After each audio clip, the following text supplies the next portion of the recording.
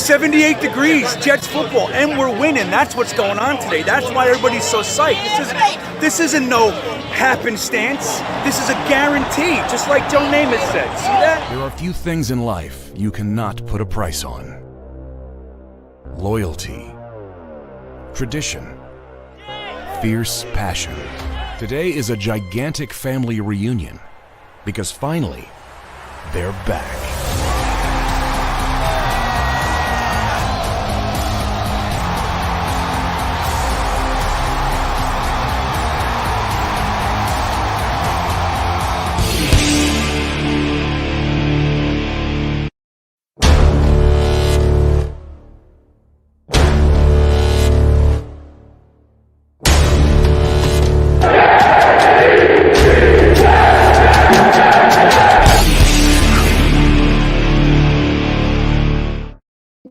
Well, hey, what's happening, everybody? Here we are. It's the final game of the year. I really, I have to admit, I'm sad, everybody. I'm sad. In my heart, I ache. But we're going to enjoy this one. We're going to have a good time. We're going to get this going together. We're going to try our best to remain positive because this is the final 2021/22 live stream watch party for Jetnation. I am GreenBean, and I'm happy to be here with you guys, dude. I'm happy. Gary B, what's up, buddy? Keith Knowles, that's right. That's right. Kamal's here. Eminon's here. Isaac's here. Rusty Spooner. Yeah, man. Wayne 136. Holton is back. It's good to see you guys, man. The Bear is here. And who else we got? Brad Finkelstein. Robbie Rhino's here. Yeah, man. It's good to see you guys. Jack, what's up, Jack? Yeah, man. Busted Knuckles, Hunter Beckwith. Yeah, man. I'm really happy you guys are here, man. FOC, Vaffaduced, the whole crew. Hank. Let me see if there's anybody I'm missing here. Paul Klein made it here first. So, I'm running into these issues. I'm down in Florida, and they're telling me the game's blacked out. Like, why would it be blacked out in Florida? I'm not even in their market. Why are they doing that to us? Why? So we're trying to find solutions. And our boy Jeremy will be here shortly. He's doing, he does red zone streams now. I don't know what he's thinking, man. It's going to be I guess if you're watching football, right? Why not? But he does the entire first game with red zone, and then he comes here. So crazy. All right. So what do you guys think? What is the score going to be for our final game? I'm going to put this up here. Show me your score predictions, and we're going to get it started, man. We'll see what it is that we think is going to happen. What we want to happen, we'll do next, okay? Because they're not always aligned. They're not always aligned, man. Let's see. Yep, got the right microphone on. Everything is good. Let me turn this on. You guys are in the chat. So we're good. The game, I don't have it yet. I don't know why they're blacking me out. They've done this like 4 or 5 times this year. There was one week where NFL Sunday Ticket blocked out 7 games. Minnesota, Arizona, it didn't matter. 7 games were blacked out. Like, why do I even have Sunday Ticket if you're going to block out 7 games? I don't understand. So Apollo Arc, what's up, buddy? He says, let's end this year with a win, huh? You know what I mean? Let's end this whole deal with a win. So they're lining up the screen. I'm into it, too. We got 35-12 Bills. FOC says 28-17. Sorry, I'm trying to figure this thing out. Really? Is that true? Jim Kelly says Russell Wilson was stripped for a touchdown on the first play. That would be delightful if that's true. Captain K Techno, what's up, buddy? Good to see you. Robbie's right. The Cardinals win, and that is a big one for us today. That's a big one. Jingle Dubs, what's up, buddy? Good to see you. My Irish is kicking in this score. What'd you do, Rusty? Where were you? So what's your prediction? All right. I got the game on the phone. Isn't that that's ridiculousness? Lower it. try to do it on my phone. Yeah, maybe we got it. All right, so I have the game. There's CJ Mosley. There he is. Now I'm back to being on a delay. Isn't that fun? So let's see what we got here. Eminon says he sent. Where'd you send a link? Where on Instagram? Let me see. Let me see here. Eminon. Let me see what you're talking about. Oh, I'll tell you, they got to make it interesting over here. I don't know what they're doing. I don't get it. Eminon, let's see where you are, buddy. Yeah, I'm watching it. I have it. It's like on. Kind of watching it. You got it? Okay, so it's off. What a bummer. All right, there's Eminon. He says you can watch it right here, buddy. Here's what he says. Oh, we got it? Yeah. Woo! It has to like recognize the location through the phone and then. What a stupid system. It is. It works. Well, Eminon, thank you, though, buddy. What else we got here? All right. Thank you, Eminon. All right, Ben, don't break defense. Buffalo inside the 10. They're here, dude. They want this game. This is our opportunity, guys. This is our opportunity. Look at that. Yeah, that wasn't good. I just watched that big-ass play. It's our opportunity to punch him in the face for 2015. Give him a little pop and give him a little fat look. Boom, on their way to the playoffs. Here, take that. Right. You like that? Welcome to the show. I know. You got to tell me who ends up winning the Ravens game because Joe Campione says 35-10. You got to tell me who won. I've been watching that one. That's a good game. Huntley sucks. You know, sucks is a tough word, but he ain't the guy. You know what I mean? It sucks that that's where they are. I'd like to see the Ravens win. I also, I'm rooting for TJ Watt, though. There you go. Who's that? Okay. Buffalo needs this game for the division. Exactly right. So they will play it like it's the playoffs, right? Like, think about how great it would be if we beat Buffalo and Miami beats the Patriots. You know what I mean? Like, I don't want the Pats to get the division. I don't like that. That's the, that's what happens if we beat Buffalo, which we're more than likely not going to do. We know that, right? But then, who wants to give anything to the damn Pats? If I got to root for one or out of the two, I'm rooting for the Bills. Yeah, there we go again. Stuffing them. Pittsburgh won? No. Steelers just won. No. My poor wife, she's from the Baltimore Ravens fan. I know.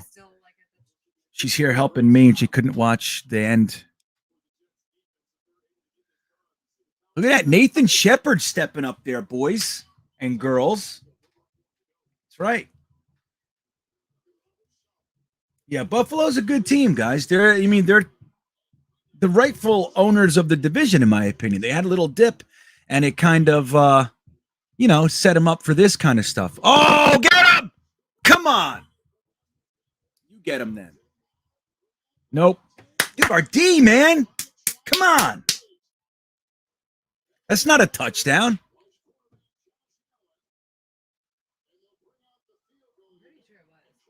No. Look at Elijah Riley, though, right? You got to love feistiness like that. Oh, just fucking kick me off. They say it's a touchdown? Come on, get out of here.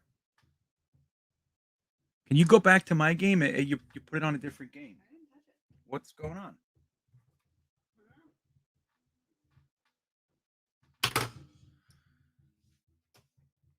All right, I didn't see the replay, so you guys got to tell me what's happening. Here he comes. He's all tired. Look at him. He's like, man, I watched football all day. What's up? The refs are changing their mind and saying touchdown. What do you do? But it's under review. It looked like a touchdown to Jingle Dubs. I only saw the one play. It looked out. It was like that sideline view. I didn't see anything, so you got to keep me posted on what's happening there. It didn't look like a touchdown. So how's your day going, Jeremy? It's good. We didn't expect to have an exciting morning doing our watch party, But what happened was Indianapolis losing changed everything and made that Baltimore-Pittsburgh game a tremendous game. And unfortunately, Yeah, it's not a touchdown. What the hell are they talking about? yeah, I don't know. Sorry. I just saw the replay. No, it's I'm fine. listening to you. Go ahead. I'm Well, listening. unfortunately for Mama Bean, Baltimore looks like Baltimore got the short end of that. Yep, she's sad. Yeah. They should have, they were the rightful heirs of that one, man. But hey, Pat Fryermuth, you know what I mean? How do you Fryermuth and Najee? Good draft last year for Steelers, man. Definitely. I love the Najee pick for the Steelers. How do you like the Fryermuth? As soon as I saw that, I'm like, oh, dude. I don't know. Especially when he didn't call it a touchdown first. Like, what is that? You know what I mean? Somebody said, hey, remember, it's the Jets and it's Buffalo, so we have to favor them. They're calling it a touchdown. They just said the call stands. I don't even understand how. Well, the call was not a touchdown. They changed the call to touchdown. He pushed off. What the hell is that? 1 foot with possession, dude. How is that a touchdown?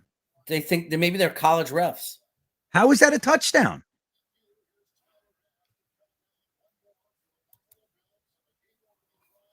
They just love to screw us. It's amazing. They love to screw us. Let me see something here. No, dude, that's not a touchdown, guys.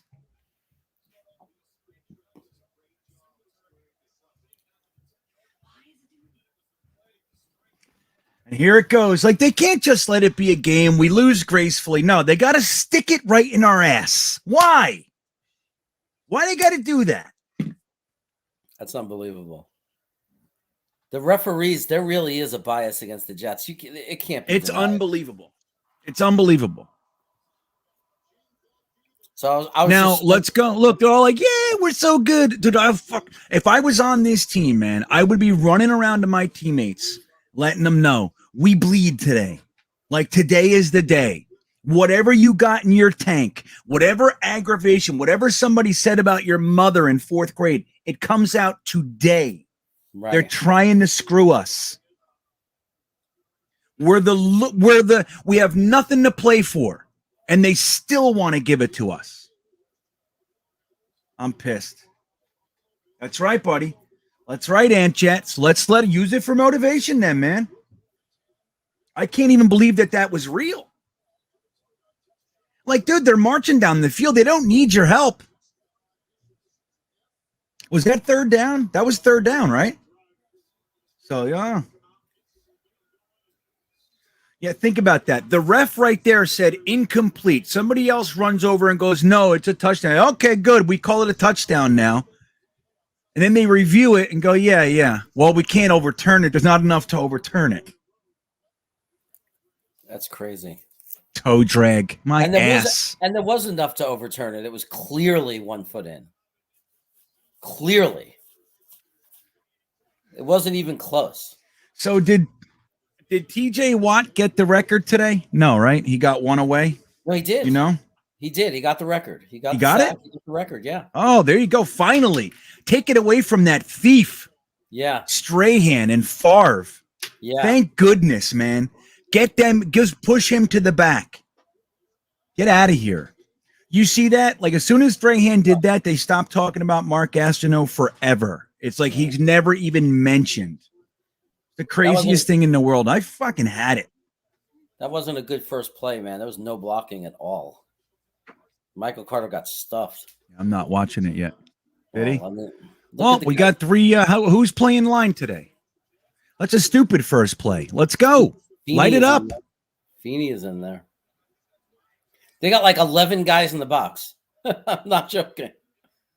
Right. So throw it over their heads. Looks like Walter. 8-9 yard run. Nice. There you go. Oh, that wasn't Walter. That was Carter. All right. That was Carter. I think that was like a 10-yard run. I don't know why I thought that was Walter. Nice. Oh, the French guy's back. Feeney's in there. Tucker's in The there. French guy. Oh, Tardif. Van Rotten's in there. How is Van Rotten the French Dude. guy and AVT in there all at the same time? Hey, you gotta not call him the French guy, dude. He's got 3 LDT. real names. He's got LVT. he's got LDT. He's got Duvernay Tardif, and he's Dr. Blocker. I mean, he's got so much good shit. Ooh, play action. Zach is under crazy pressure, running for his life, throws it up, and he threw it away. And that was 3rd. 4th and 1. We have to punt. Go for it. That's what I'm saying, Big Green. Our defense better be pissed, but they're going to be on the field all day if that stuff continues. You know what I mean? I mean, this was a joke. There were like 3 guys that came through the line chasing him, and he's just zigzagging backwards, running away from the sack. I don't understand how we have all 3 guards in there at the same time. Like, it was one playing like a swing or something.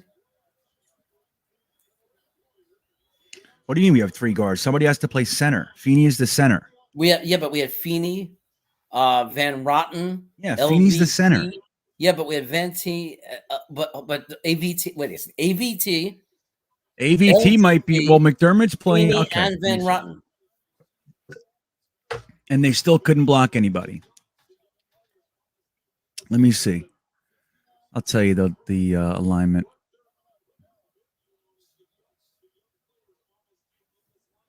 Dude, they just delayed me even more. I just watched the break the huddle 3 times. Like, what is that? It was a nice punt, but that was 1, 2, 3 and out, and we're down a touchdown already. Yeah. It's not good, guys. This might be a long one. I think they're trying to keep us together longer. That's what it is. At least it'll feel longer. And I have no service today. It's going to be miserable. I lost internet.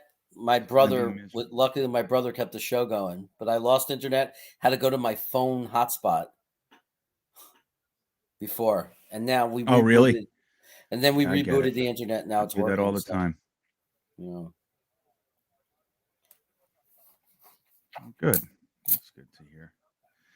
So I don't know. I'm trying to find it somewhere else too. I don't know. It's like nothing's working for me today. It's one of those days, man. Clearly, because the Jets.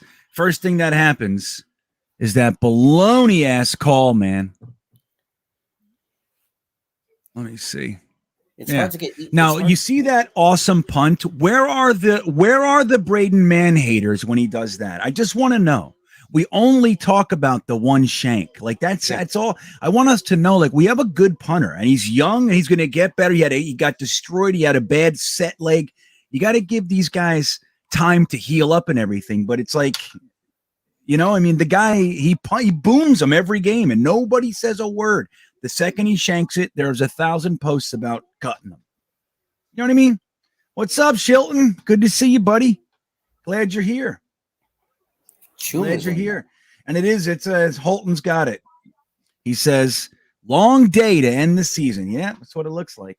Well, I mean, even Schuma's in there. I mean, we're really, I mean, this offensive line is a piece of patchwork right now. Yeah. I wasn't able to figure out what you're seeing because my internet crapped out and then it just went right to the punt. So I didn't see it, but I did see LDT, Van Roten, and AVT. I didn't see Feeney at that time. But Feeney was playing center last week. Yeah, he wasn't. Yeah, he was definitely the center. I just didn't understand why I saw 3 guards. Yeah, weird. Unless they're that beat up and battered. Look at this. We just easy first down. They're just marching. Yeah. Well, it was just a 10-yard play. It's like we just give up so much space. If you just want to eat up clock against the Jets, just do 8-yard passes all day long. We'll give it to you all day long. Dude, what is this, man?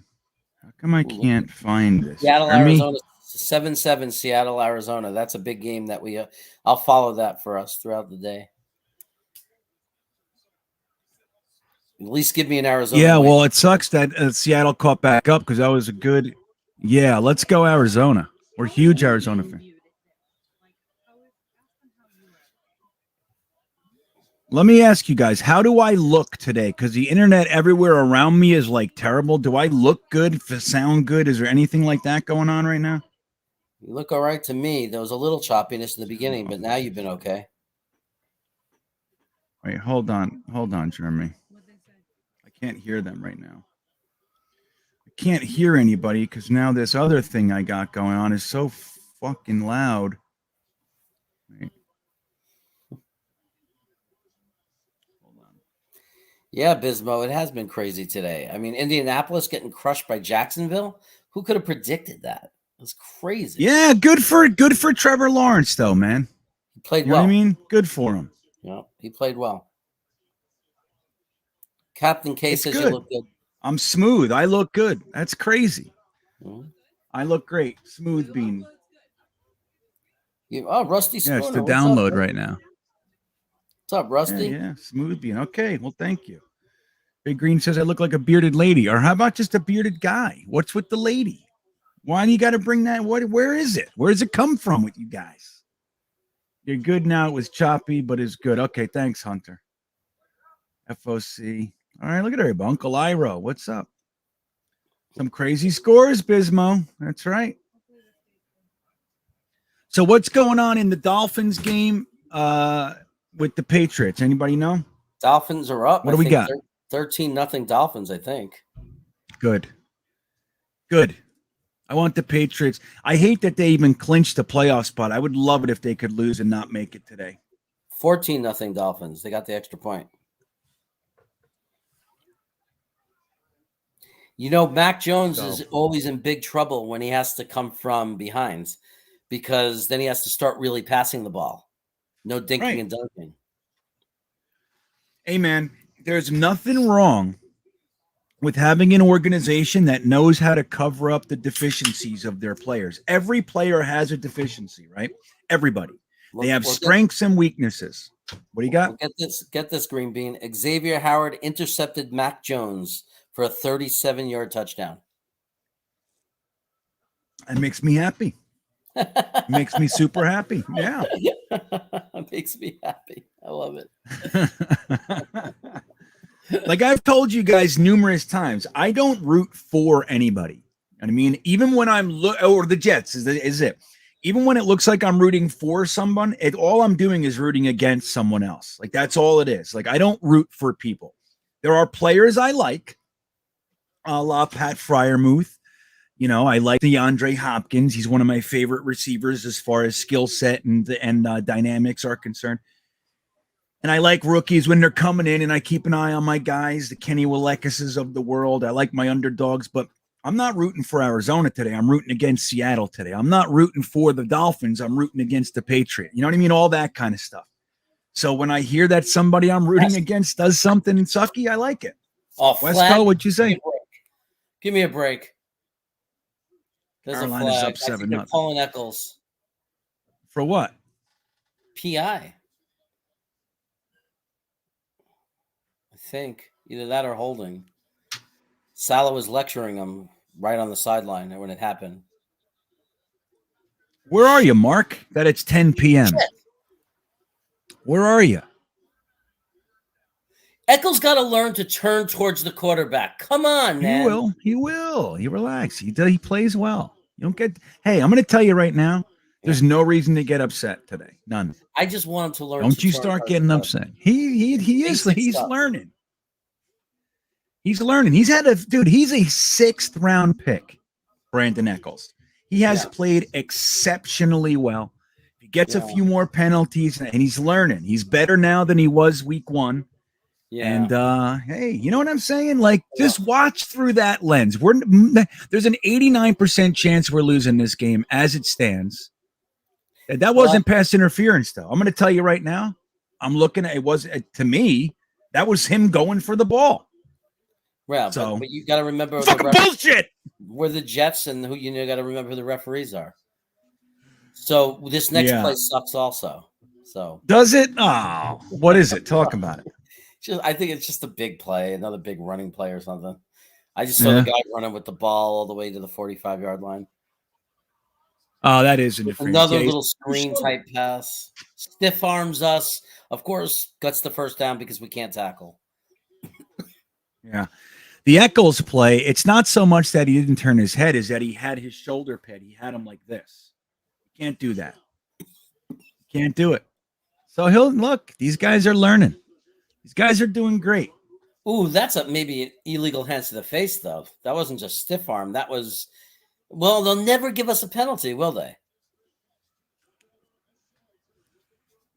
You tell me that's not an illegal stiff arm, like to the face, like hands to the face. If they don't grab the face mask, it's not. If his hands don't crimp the face mask, it's not. Okay. That's what they do. The offense is allowed to do that because they want the offense to score. That's why. The NFL would like nothing more than 100 to 100 games. That's what they would like. You know what I mean? Yeah. And they've tailored the game to do that. I don't even know why guys want to be on defense anymore. When I was a kid, defense was where it's at.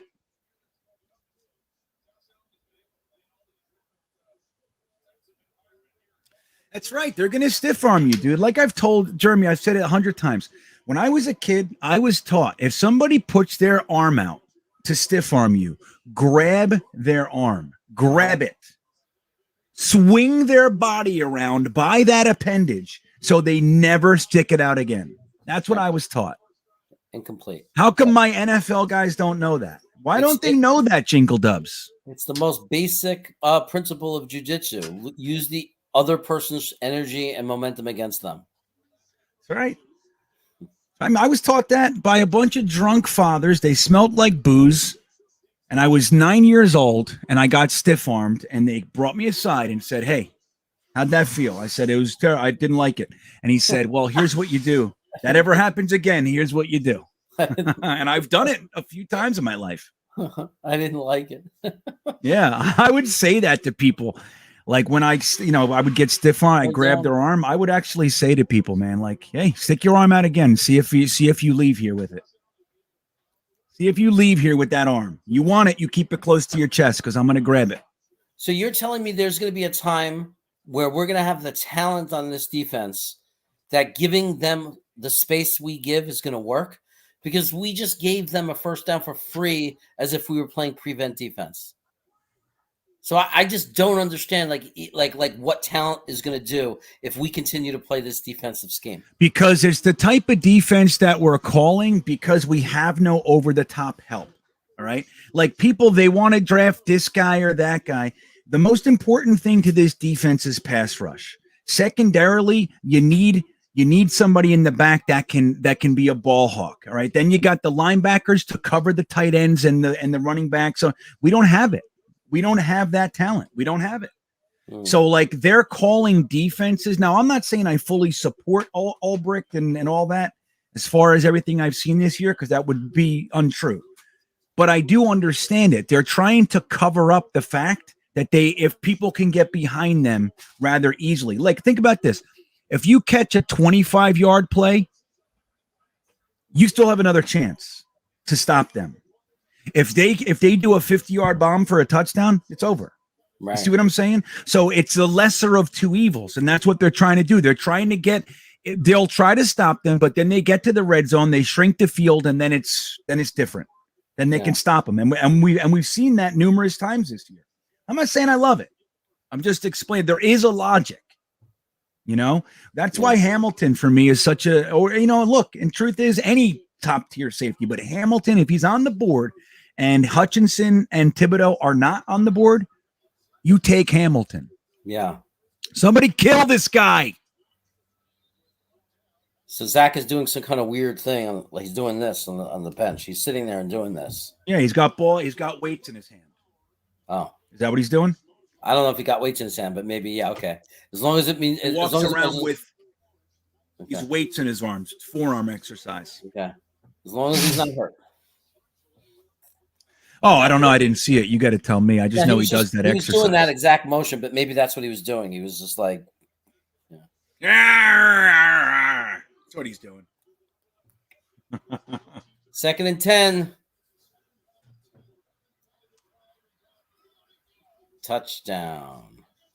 Yeah, is that what happened? Touchdown against Eccles. Stephon Diggs. Oh, Momo Adamo. Suck it up, kid. You know what I mean? We're going to talk about all sorts of stuff. The game's on between plays. We're talking about Zach. We talked about the defense we're seeing on the field. That was the inspiration. It's all together, my friend. It all clicks. It all clicks. Don't get upset. I promise. It's all about the game. He might be out of bounds. I'm like 2 solid plays behind too, man. Like maybe even a chunk more. He's under review. He might be out of bounds. Oh, it is? Okay.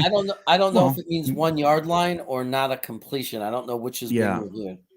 Well, maybe they give us the touchdown they stole from us back. Imagine that. Yeah, if it's only 1 foot in. But they never go our way, right? So it's so hard to get them to go our way. Every now and again. Maybe we see some of that today, Jeremy. Maybe. I mean, because if it's an incomplete pass, suddenly we have life again because we can hold them to a field goal, maybe. That was a beautiful catch, though. I'll tell you that. If it's not a completion, he was in the end zone, so it wouldn't be at the 1 yard line. It didn't look like. It looked like the catch happened in the end zone, right? Right. Let me see. Yeah, it would be a non. No, maybe not. Maybe not. Yeah, no. If it's a, let me see. Nope. The second foot. It's 1 foot in, right, Momo? I see you writing it, buddy. 1 foot in. Only 1 foot in. Now, if they give him this one, look, 1 foot, no. But you know what? It's like such an easy thing to officiate because you just literally think to yourself, 1 foot in, 2 foot in. If you can't see the 2 foot in, it's not a catch. It's not right. It's simple. It's simple. Incomplete, Derek. Out of bounds, Isaac. I'm with it, man. They better say out of bounds. They better. No. That's not true, Eric. You have to have possession for that to happen. Possession was not established until 2 feet are down. You can't just get the ball, hold it over the plane before you don't have possession of the ball. Possession must be established. Don't argue with GreenBean on the rules. Well, look, I'm wrong all the time. Don't take it like that. We're having a talk. I just sound okay. Well, that usually comes proclamative. You're usually wrong when it comes to math. Yes, 6 and 10; those are hard. Yeah. Well, who knows? Look, man. Momo's saying you can tell we don't have the mojo. I was just thinking something similar. Like it feels different, doesn't it? But let's see if our offense can come out. They almost had a little something. I didn't like the way we came out, run up the middle. I don't, you know what I mean? Like, come on, let's go. Go for the throat. Okay. But maybe we change it up. If the offense goes a little bit. There you go. Here we go. Touchdown. 3rd and 10 coming. 3rd and 10. Overturn, Rich Ritter. By the way, incomplete. 4th and 10. Who was on coverage? 30, number 30. Is that Michael Carter II? Yeah. Nice. Chris Donardo's here. What's up, Chris? Ed the Red, laying in bed. There he is. Zach looks like a 9-year-old, dude. He's wearing this winter hat with the pom-pom thing. I swear to God, he looks like he's 9 years old. Yeah. Great coverage by Michael Carter II. Perfect coverage. Watch this play. By who? I'm watching a commercial about TV. Michael Carter. Okay, good. I can't wait. Perfect. It was perfect coverage. So I'm going to tell you something about Zach Wilson right now. I'm going to go out on a limb and say there is no cuter quarterback in the NFL. None. Okay? Nobody has anything on our boy. We're going to watch this kid age. He's going to be 20 years with the Jets. Can you get the dog? He's barking at the neighbor. Merrill. Hold on, guys. Okay. So what GreenBean is saying is, and I don't think Salty Nuts or Get My Bob will ever do this, but when you look at Zach sitting there with that winter hat it's on, you almost get tempted to say, "Oh, would you, Gucci."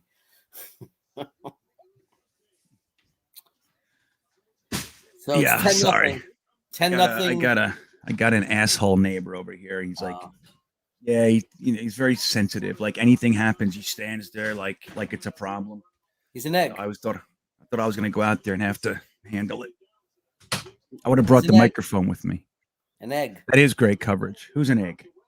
Your neighbor. He's an egg? Yeah, fragile. Oh, yeah. Okay, I got you. I'm with you. So I'm glad it didn't turn into anything. Okay, so they kicked a field goal with a kicker that we should have drafted, but that's fine. That's fine. All right, FOC.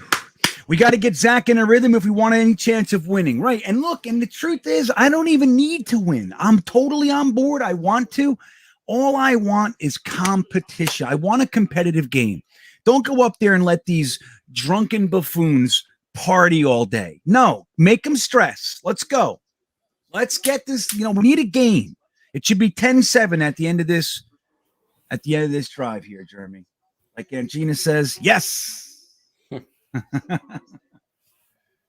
Let's go. I just want Zach to survive. McDermott's in there too. I mean, we're all of our tackles are out. This is terrifying. Well, and once again, Morgan Moses, that's been his, pretty much his most attractive quality is that he doesn't miss games. So completion? Here he is. Is it a completion? Did he get it? Yes, Crowder. Nice. To the 40-yard line. Baby-faced assassin. I like that, Eminon. Jeremy, what do you think of that for a nickname? The baby-faced assassin. I love it. I have a friend who calls his wife in poker cookie-faced assassin. Oh, cookie-faced. She's an awesome poker player, and she does a lot of bluffs. And it's like, oh, you got taken down by the cookie-faced assassin. That's funny. Your brother Lee says Tom Brady is the cutest. I staunchly disagree, my friend. Me too. Ooh, nice little dump off to our tight end who drops it. Oh, which tight end? Drop it, Croft. Okay, before everybody yells at me and says it was a bad pass, let's watch the replay so I don't have to get into a fight with anybody. I know we have no Barrios. It's like, dude, we are decimated. This is a team that is decimated. And then there's Buffalo, and they have guys on their team since 2018 who've just been there the whole time, playing every game. It's crazy, man. They're not showing that in instant replay. Does everybody agree that was Croft's fault? What? I'll tell you in a minute. In like 20 minutes when I watch that play, I'll tell you. I'm almost up to that play. Connor McDermott holding the fort. Good protection for Zach on that one. And New York Jets fan 4 reminds us that Croft is shit. That's why he's on a 1-year contract. This is the year of the tight end, bro. We got a young guy grooming, learning the books, learning the ropes. 3rd and 10. Look at this bunch. Oh, my gosh. I mean, I'm so sick of them hurting Zach's numbers and statistics, and we have to hear everybody else fucking talk about it. Zach takes off. He takes off, and he almost did it. He's a tough cookie, man. Let me tell you something about Zach, but it's 4th down. That was a perfect pass from Zach Wilson. It was touch. He had touch. It was soft, right on his hands. That's what I thought. Yeah. Yeah, I just get in trouble if I say that, So why do you get in trouble? What do you mean? Because there's always some Zach haters though. Jeremy, no, that was on Zach, or yeah. There's always a Zach hater, like people who just almost like they want him to do bad. Yeah, I get it. I'm with you. Oh, the punt was blocked. Really? Yeah. They got the ball. Oh my This game God. is terrible. This game is terrible. I mean, why is Croft in there even? Why would you say last game of the year, you let Yeboah develop, let him have some real game experience? I don't understand. I don't get it. It's like, on one hand, I really commend the staff and the organization for starting as many rookies as they did. Like, I commend them. And I knew what it was going to entail. Then at the same time, they have other young guys that they're just choosing to play these vets over. And it's like Yeboah's one. I mean, look, they want to bring him up slow or what, that's fine. It's not everybody is the same thing, right? Maybe. But I hear you. Like last game of the year, I can put Yeboah in. Why are you playing these older dudes that are going to be gone? Like Tyler Croft is not a keeper, dude. Maybe third tight end. I mean, if we end up signing someone and drafting someone and you want to keep Yeboah, I don't even see where there's room for Croft.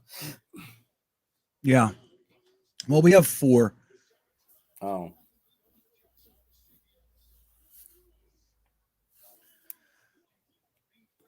Someone's saying, who's Ward?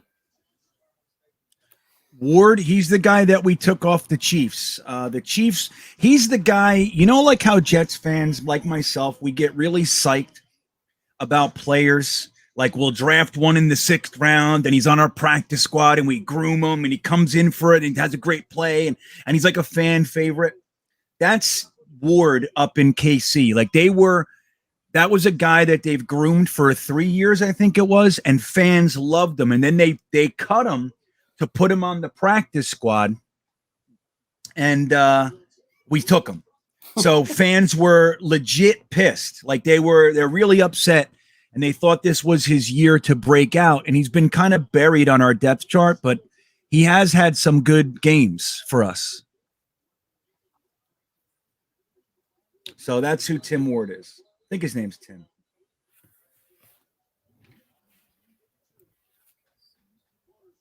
I am so tired of them dropping passes.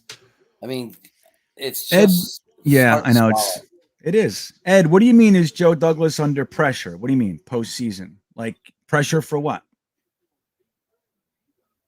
I'm not sure what you mean. I mean, I'm legitimate. I'm not like trying to not being facetious. I'm saying like, what do you mean? Like on the hot seat pressure or pressure to do certain things? I think Joe Douglas is knocking it out of the park, dude. I think Joe Douglas has this for this offseason particularly has as strong job security as any GM in football. Yeah, that's what I think. And I want to just point out something that is my personal favorite while we're in commercial. If you guys don't know about Ooey Gooey Butter Cake, you're really missing out. Jeremy, do you know about butter cake? Ooey Gooey Butter Cake? No. Educate me. Dude, I want you to go on a mission. They used to sell it. It's very hard to find. These are from Wawa. Wawa is the only place I know that sells them. They used to sell it at Walgreens. Butter cake. If you ever see these, Jeremy. Yeah. They're Jeremy. Well, you're on your diet, so forget. I'm sorry. I shouldn't have done that. How's that going? Germany, everybody, is trying intermittent fasting. It's not working? I'm about to get ratted on. No, it was working all week, but a lot of people that are here, there are some people here who just saw what I ate for lunch right before I came onto your broadcast, on my other broadcast. Well, let's just say it was a chicken burrito and it wasn't a small one. There's nothing wrong with it, man. If you're doing the fast, if you're only eating for 8 hours and you got 16 hours off, if you have a big lunch, while it's not recommended, dude, it's fine. You can eat whatever you want.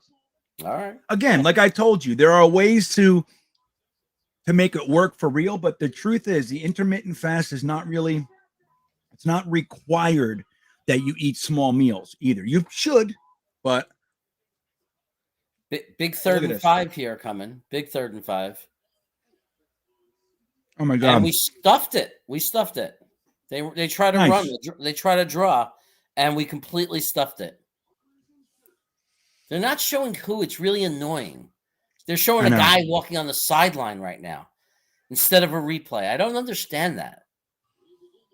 Yeah, I know. I don't either. So Momo wants to know if Buttercake is the new nickname for our defense or our line. Yeah, I think it might be. They're going for it on 4th and 5. Of course they are. That was why they ran it. That was why they ran the ball. Because they knew it was 2-play. This is when we need to say, come on, CJ Mosley needs to go. Incomplete. Bryce Hall was holding his hands back like this so he can't get called for anything. Bryce Hall was doing this the whole time. Yeah. Let me look at the coverage. Oh, he was holding him a little bit. Oh, he was holding him a little bit. And then he pulled back like this. That almost makes yourself look guilty when you do that. When you pull your hands up. Sometimes. No flag, though. No flag. Nice. Our ball. See that? And that's when CJ Mosley steps in and goes, remember that disrespect I was talking about? This is it. Stand up like men. They're disrespecting us. They're saying fourth down is merely a formality. That's it. It doesn't matter what down it is. We're going to get what we need.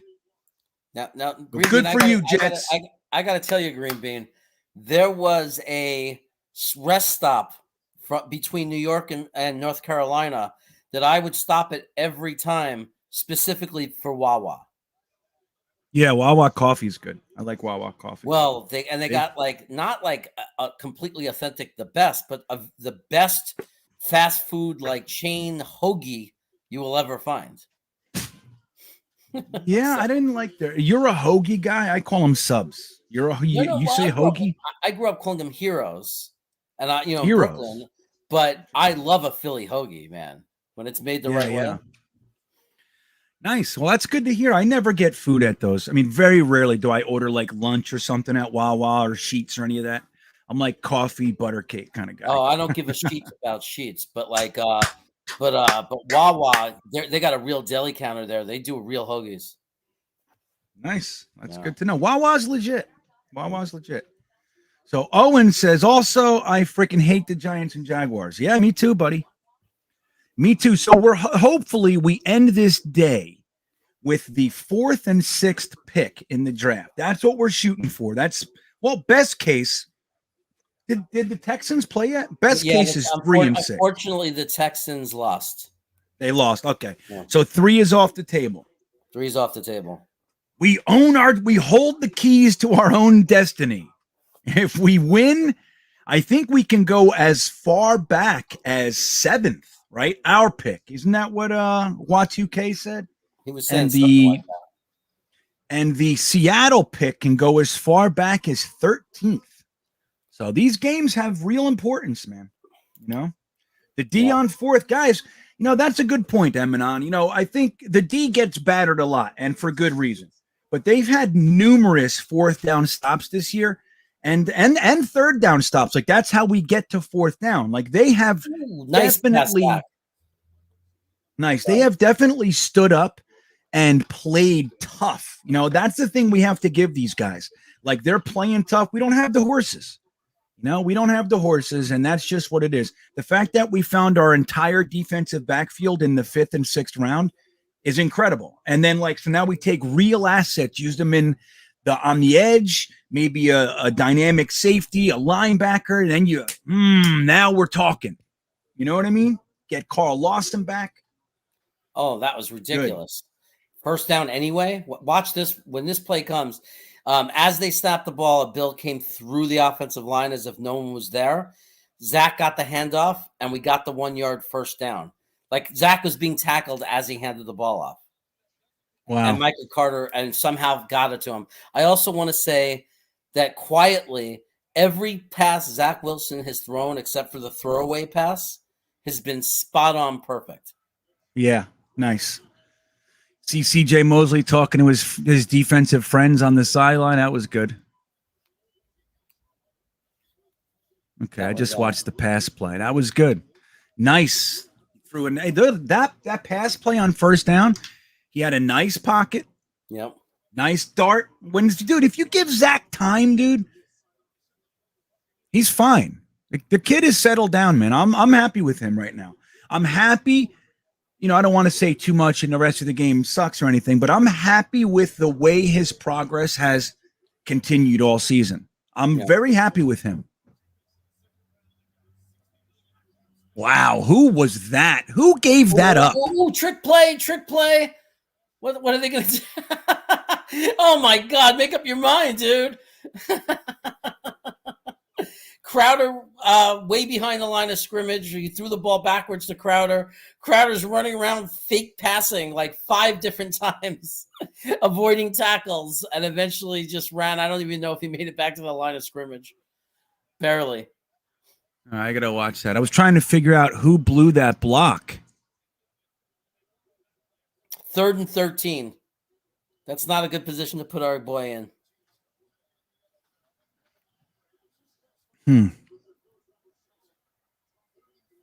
I just can't believe, man.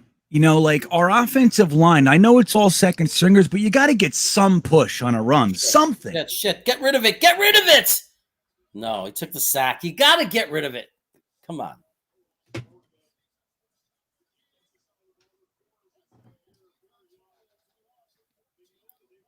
$14-yard loss.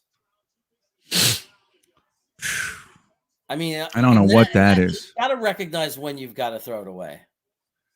See Zach blocking on that pass? It's 4th and 27, so we're punting. Why? Go for it. Go for it. Well, that was a nice punt. Ooh. That was a nice punt, I guess. No return. It was almost fumbled and botched. We got them at they're at their own 30. Let me tell you something. When we are able to block and have our best receivers in there and get a tight end, the way Zach is throwing accuracy-wise, yeah, we're going to be special. I agree. It's going to get really good for us. Like, look, we don't know what Zach's going to be. Oh, my God. Jesus. Yeah, that was ugly, right? We don't know. Yeah, we don't know what Zach is going to be. But the one thing we do know is that there has been a marked improvement in not just his ability, but how he handles things. Now, that last play wasn't a good one, but it's like, I mean, he just looks completely different. He looks like a different quarterback, and that's what we wanted to see this year. That's what we wanted. Yep. He just wants to make something out of every play, and sometimes overdoes it. Yeah, right. Totally. That's what happens. So another good punt. That's good. Be nice to see man wrap it up like, okay, my leg's good. You know what I mean? I'm healthy. We're missing our top 2-3 receivers. We're missing all of our tackles. Yeah. Well, no, Moses is there. Oh, is he? Okay. Yeah. No offensive line. I hear you, buddy. Almost another block punt. We've got no shot. I know. Never say never. Yeah. Let me see what else we got in the chat here. Got to go grasp on some injuries. Got to get a grasp on some. Well, you know, look, here's what I'll say about that. Just like, look, we have a rookie head coach, we have rookie offensive coordinator, and we got quarterback, on and on and on, right? We've known that. We've talked about it ad nauseum. But don't forget, just prior to the season, we got a brand new medical department. You know, and that goes for the dietitians, the rehab department, the training. Everybody's new. So my thought is we need to give that unit time to settle, to really have their methods and their training and everything else really take root as well. I mean, it's not even a year that they've been here. So, and we're still shaking off being the most injured team in the NFL for the last 2 years prior to this season. So that's my thought there. It's like, yeah, I get these snide comments. It's like people, I don't know how, some people are legitimately miserable. Like I'll get these DMs like, how's your medical department doing? I'm like, isn't it your medical department too, buddy? What the fuck? What are you poking at me? So yeah, people get, yeah. Or like I get messages like, your boy, where's your boy P Ryan? I'm like, I don't know. You tell me where he is. You're the one paying attention to this shit.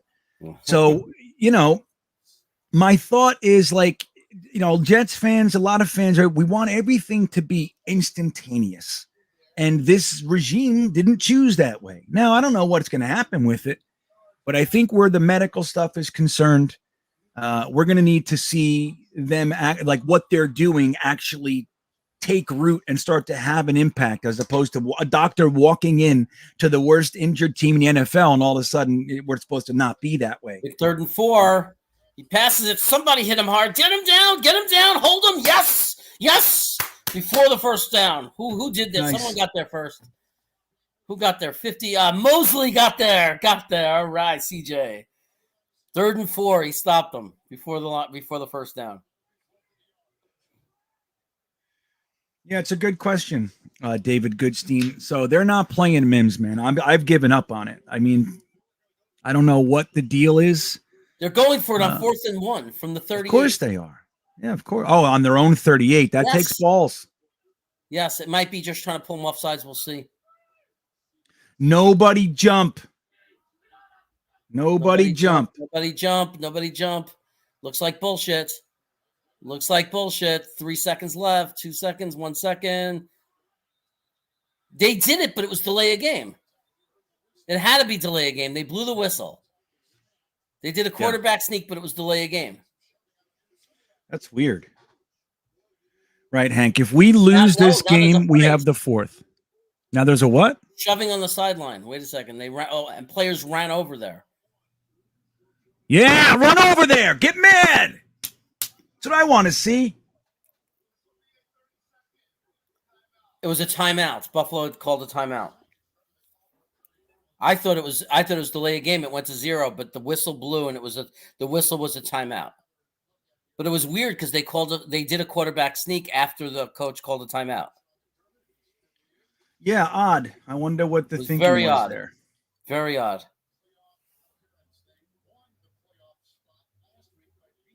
They were just trying to get us offsides. Yeah. But I guess when he didn't hear the timeout, Josh Allen took over and just called for the snap and tried to do it. Yeah, he's like, you know what? We got this, guys. I'll get this.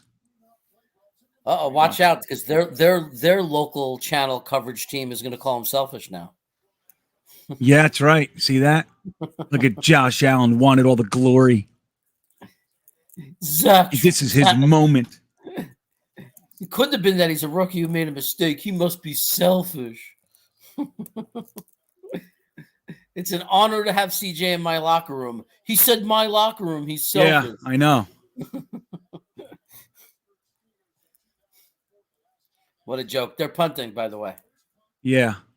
They're going to fake it. I wouldn't be shocked. Again. So that was Ashton Davis over there in the scuffle.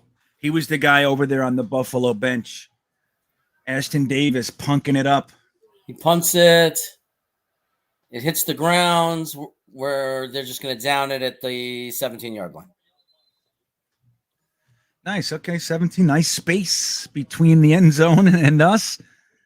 Scott Wilson says, I'm doing my best GreenBean impression today.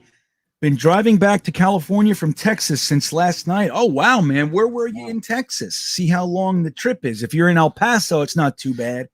If you're in Dallas, I've done that. I've driven a long ways through Texas into the Panhandle, man. That is no joke. That trip takes all day to get through one state. And it's demoralizing. It's like 7 hours into it. You're like, we're still in Texas. Because Scott Wilson lived in Orange County and then he moved to Texas. So maybe he was visiting family or something. Yeah. Right. Going home. Yeah. So, hey, man, drive safe, Scott. Hopefully we can, Jeremy and I can tickle your ear holes for you. Hopefully you're not watching this on the trip. I wish you safe travels. He's texting, so that's not good. Right, Scott? Let's see, he says. What'd he say? He says, all the way up north, northern Dallas, Fort Worth. Okay, yeah, man. I've done it. That's a tough one. Maybe he's at a gas station. Oh, wait, no, you're driving through. So you went north through like Amarillo and all that? Is that the way you went? I went straight through to El Paso. I was going to L.A. Oh, his wife is driving. Oh, there you go. Right. Why didn't I think of that, Jeremy? Yeah. Yeah. Because we're chauvinist pigs. Yeah. I just didn't think because he said he was. I don't know. I thought you were alone, Scott. Does your wife ever take over and drive the truck? Uh-huh. Okay. My wife will only drive the RV on the highway, straight. You know what I mean? So we'll pull over. Wait a second. Do you pull your RV with the truck or your RV actually drives and pulls the truck? No, I pull an RV. I You have pull the I have RV, right? yeah, I have a truck and I pull the RV. And do the kids stay in the back in the RV when you're driving on long No, trips? no, no, no, no. That's illegal. Number one. Number Oh, two. I would never do that. Like anything ever happens, these things they look oh, real nice, but if yeah. something hits this thing, it blows up into shrapnel. You know what I Oh, mean? okay, This okay. thing, yeah, Oh. they're not made. You know, they're not houses. They look Right. like houses and all that stuff, and I am protected from the elements and all that. But if anything happens, this thing blows apart with no problem. There's little screws holding it together. Gotcha. You know? Gotcha. So, I mean, I'll tell you, on short trips, there are some states that on short trips, they'll let you keep people in the back. Like if you're like within a certain 3 miles of where you are, something like that. I Mhm. still wouldn't do it. Right. Still wouldn't do it. So they're in the front with you guys when you move. Every time you're Yeah, moving. Yep. That's why we make it short trips. You know, we try now 3-4 hours is our max between stops. Right. We were doing in the beginning, we were doing like 13 hours. I wanted to die. I was like, we can't do this. Yeah. 8 hours, 10 hours. It was crazy. Sucks. Someone said your bow is in. Good. Good. I saw a comment. Where was it? It might have been Owen. He said, yeah, why don't we play Mims and P. Ryan? I'm with you, man. Like if we'd rather see DJ Montgomery and Tariq Black and okay, that's what you want to do. I don't get it. I don't understand it. Now, granted, I'm not in practice. I don't know. But I don't know. The one game P. Ryan had, they gave him 7 carries and he got a 4-yard average. So with a couple really nice runs. So I don't know what it is. I don't. So I just don't know what's going on. That was an another ugly drive. Just really ugly. 1, 2, 3 and out. Not even close to anything happening. Third down, he just throws it and it gets deflected down at the line of scrimmage. Nice. That's good. So Hank G is saying that Tankathon apparently states Carolina has clinched the number 6 spot in the draft. No matter if they win or lose, that means we're picking either 4 or 5. Yeah, but what about Seattle? I guess they're maybe the 7th is their best. Maybe that's the way it goes. I don't know how that can be clinched already. There's so much stuff that still has to go on. Seattle has to lose. Yeah. Carolina has to win. Seattle has to lose. Because right now, Carolina picks before Seattle, or after Seattle. Yeah. Oh, no, slightly before Seattle, right before Seattle. If Seattle wins and Carolina loses, then Seattle pick comes down. If Carolina wins and Seattle wins and Carolina loses, then Carolina picks before Seattle. Huh. Like we actually need Carolina to win and Seattle to lose. Yeah. I would rather them both lose. Right. Just to balance out the yeah, just everybody lose and we'll do it that way. You know what I mean? So if Carolina wins and Seattle loses, right, it can have an impact on the first round pick. Yeah. I've thoroughly enjoyed rooting against Carolina. I was in a conversation on Twitter this morning. A bunch of Carolina fans were talking about Matt Rule can't be blamed for this year because look at the quarterback play that he was given. And I'd like to point out that Matt Rule, his first thing that he did when he came here, one of the first things was he cut Cam Newton. Then he signed Teddy Bridgewater, 3 years, $63 million. Teddy was a mid-range quarterback, middle of the pack, 25, 23, something like that. Then he trades him for a 6th to Denver, pays his $17 million, and gives 3 picks for the 32nd ranked quarterback in the NFL. It's no one's fault but Matt Rule. And then he used his offensive coordinator as a scapegoat. You know what I mean? So I've enjoyed rooting against, not so much like against Sam the person, but Sam the player, hell yeah. I root against him. I don't understand that people feel bad. And I'll always root for Sam, not me. As soon as he goes, after that first game, I was hoping when they ran around and did the whole thing with Robbie Anderson. Like, I hope all Jets fans get it. Me, I'm rooting for Sam Darnold. Sam Darnold is on the Panthers. So just to let you know, Cooper Kupp has 5 receptions, 84 yards at the end of the first half. He needs 7 receptions and 50 yards for both those 2 records. So if he gets 50 yards in the second half, he'll break the all-time receiving yards record. If he gets 7 receptions, he'll beat the all-time receptions record. In one season? Yeah. Yeah, wow. Cooper Kupp. Good for Cooper Kupp. Yeah. I hate him. He's got 50 yards if he wants to pass Johnson from Detroit in yardage. Yeah, that's interesting. Yeah, right, John. John Hepburn says Teddy was doing pretty good. He was. I mean, I can understand wanting to improve, but Carolina had the 8th overall pick. Mac Jones, Justin Fields, Kyle Trask, Kellen Mond, Davis Mills, they were all there. He chose a cornerback and chose before that to trade for Sam Darnold.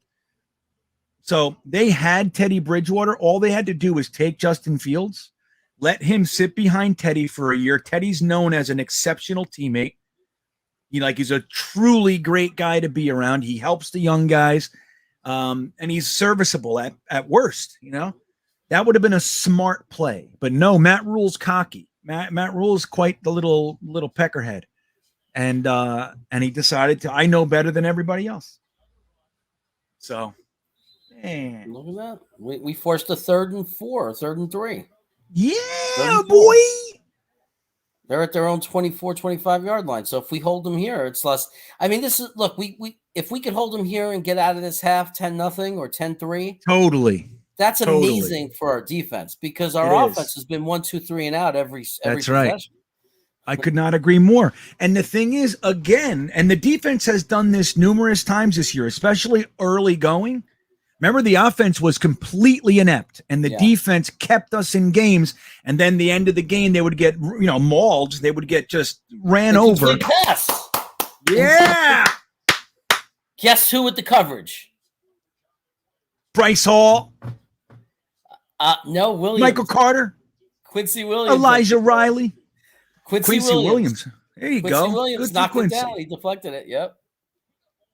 Dude, we have Will Parks, Elijah Riley. These are the guys running around back there for us. Just want to point that out when we're getting mad about these players. So they're doing a damn good job. The thing I like to see, it's week 18, and our team has nothing to play for. Bad punts. And they're playing hard. Good. Great defense, Owen. 49-yard line. So there's a fight. Big fight. Yes. Who's fighting? Big fight. I don't know. It's special teams, so who the hell knows? That's right. They're ABC pissed. is in the middle of there. Oh, he's got to get out of there. He shouldn't be the one fighting. Yeah, no. But he was kicking ass. I saw him. Yeah. He was king of the hill. He was in the middle, pushing everyone outside. Good. Okay. I love a good scrum, but not important starters like that. Get out of there. Well, he's 75, right? I'm not making a mistake. Yes. Nope. You got it. It started with 46, and the guy blocking him 66. Who's number 46 for us? A special team guy. 48. I'm sorry. Who's 48? Oh, I don't know. We got to figure out who our 48 guy is. There's a flag that better not screw us over. That better be offset. It can't if it's after the play. Oh my God! Then 8 Bills came before because our guys were, and then our guys came. Well, they didn't see it. Okay, 2 fouls. It was the long snapper. We still have James Dirth. Personal foul kicking. It was Bowden, our fullback. Oh, there you go. Bowden. Everybody knows you don't mess with fullbacks, Jeremy. Yeah. Fullbacks are no joke. Oh, Salah's pissed because we had the ball at the 49. Salah's pissed. He's going crazy. Female ref is trying to calm him down. Don't hit her. Okay. You be nice to her. Don't hit a woman. Don't hit a woman. Let me see. This is the Bills' favor. This favors the Bills. They get Why? to repunt. And we had the ball at the 49-yard line. We need to bring it back to make them pay for that. Did you see what Bawden was doing to that dude? He was owning him on the field. Yeah. He was absolutely owning Better him. field position for us. Now we get the ball at the 45. They're 45. Oh, really? Yeah, he muffed it. Or shanked it or whatever you say. Ooh, 2 times in a row. It's a shankathon, everybody. Shank. Who knew? Week 18, we'd see an absolute shankathon here in Buffalo. Who knew? Zimmerman flew. Karma. Zimmerman flew and Tyler knew. Who knew? Turk 182. Oh, Turk 182. Who knew? Turk 182. Zimmerman flew and Tyler knew. One of my favorite movies of all time. Yeah, I used to watch it all the time as a kid. Like, remember when HBO was the only movie channel and there was just one movie? That's it. You had to watch what they were on. That's how I saw that one. Yeah, that was a great movie.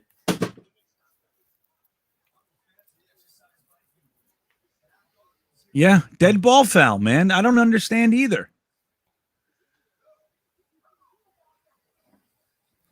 By the way, everybody that shows a movie football game in New York, it's always the Giant games.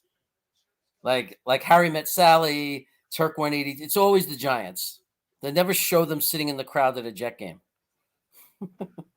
Yeah, but then again, you got movies like Mr. Deeds where he flat out owns the Jets, and they do that. You know what I mean? There's a lot. It goes both ways. Mr. Shankathon. Deeds. Mr. Deeds.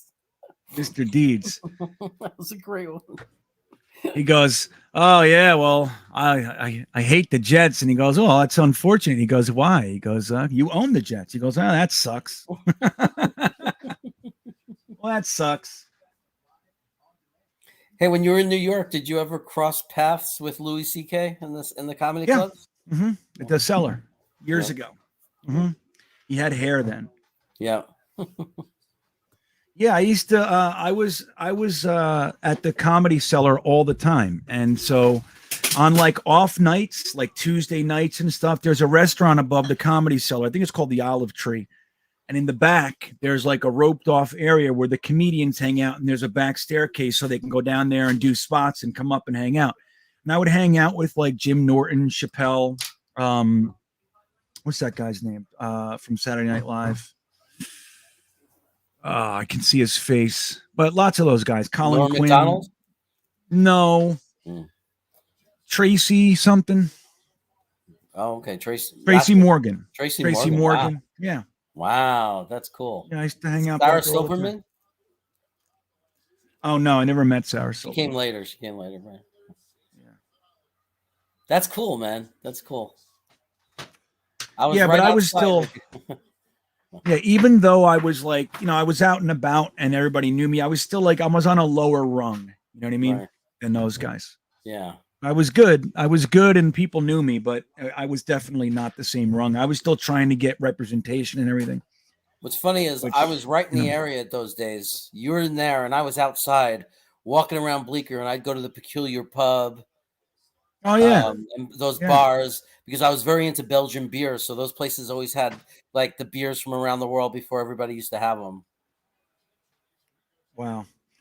Yeah. So I used to love Bleecker, man. Bleecker, McDougal, all those. And I loved like the bitter end. We used to run comedy shows at Kenny's Castaway. It's not there anymore, but that was there for like 40, 50 years. And we used to run shows in there. And then there's the Boston Comedy Club, all that stuff down there. Oh. So Crowder is done. What happened to Crowder? I may have gotten banged up. He's out for the game, they said. Sheesh. So we may have just seen Crowder's last plays as a New York Jet. That's kind of a bum way to do it, isn't it? That sucks. It's just interesting that you said the bitter ends and Kevin's Castaway. My best friend's band used to play those places all the time. Oh yeah, yeah. My band used to play there years ago. Yeah, I used to play those. I was in those places seeing gigs all the time. 2nd and 15. False start. I was just looking at him. I didn't even see him move. Well, I don't even know what happened there. Oh my God, was that a completion? Wow, I thought it was an interception. No, seriously, he just threaded the needle or something. Oh, look at this. We're getting bombed. Hold on a minute. Ugh. Hold on.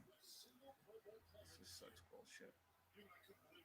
Was that a completed pass or not for Croft? Sorry, guys, we got bombed here. Oh, 3rd and 10. Come on, we got to get some yardage. We started off right there. What is this? Look at this, like a bomb, dude. Look at all these things from Grossi Raid. What the hell does that even mean? 4th and 5. Do we just go for it from the 40-yard line?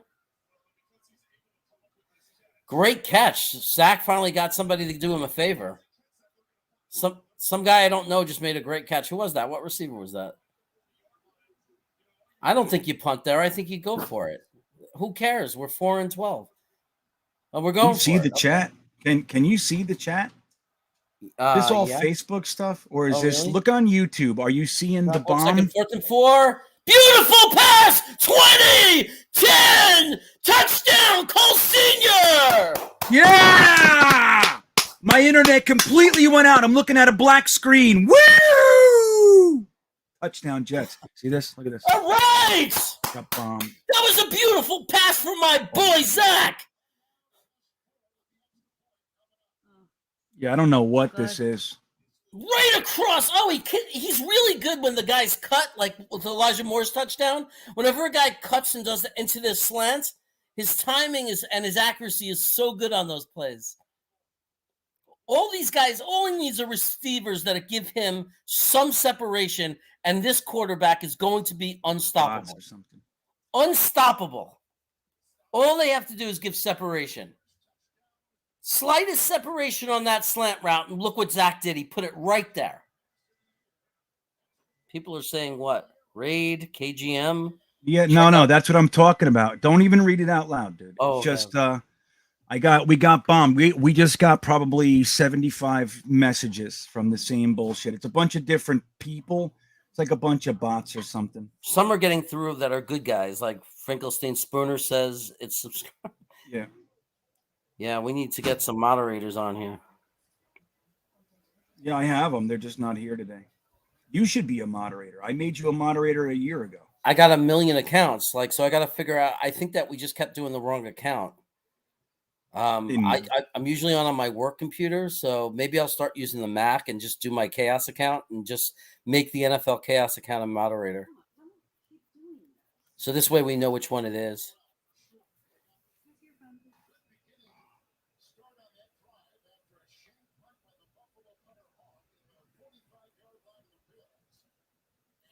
All right, you work on that. I'll keep calling the game. So that was a touchdown. So now we're going to go into the half 10-7. Is that what we're going to go into the half 10-7, and it was a beautiful. I can't tell you the timing, the accuracy. It was everything we were hoping, and we're hoping that Zach Wilson will be in the future. You know what I mean? And people don't understand. Like, it looks like a simple pass, but it's not simple to do that. When it's a timing, guy breaks into a slant.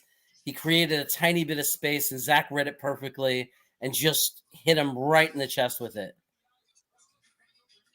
It was just such a beautiful pass, GreenBean. It went through 2 defenders. You had the defender behind him and a defender coming in, and he threaded the needle. It sucks. Like, that's literally right 2 seconds before that, my screen went black, and then you start yelling. So that was exciting. Hey, man, if that's what's got to happen for us to get a game out of this, I'm in. I'll just listen to you guys. And the funny thing is you got a super chat. Yeah, I can't. From I'll get to RJ, your super RJ. chat in a minute. I got like a whole bunch of shit to clean up here, obviously. You got 2 super chats. Now you get super chats.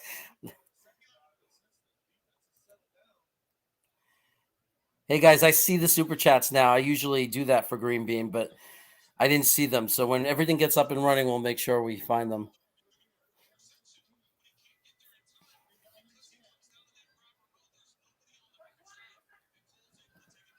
I wonder what this.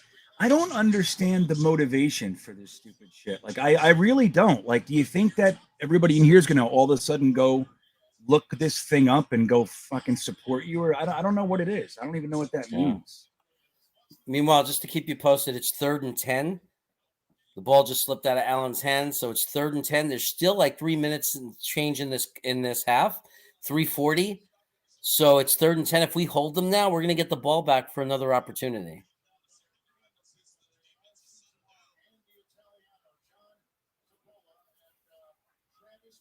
Well, I didn't hear you. What'd you say?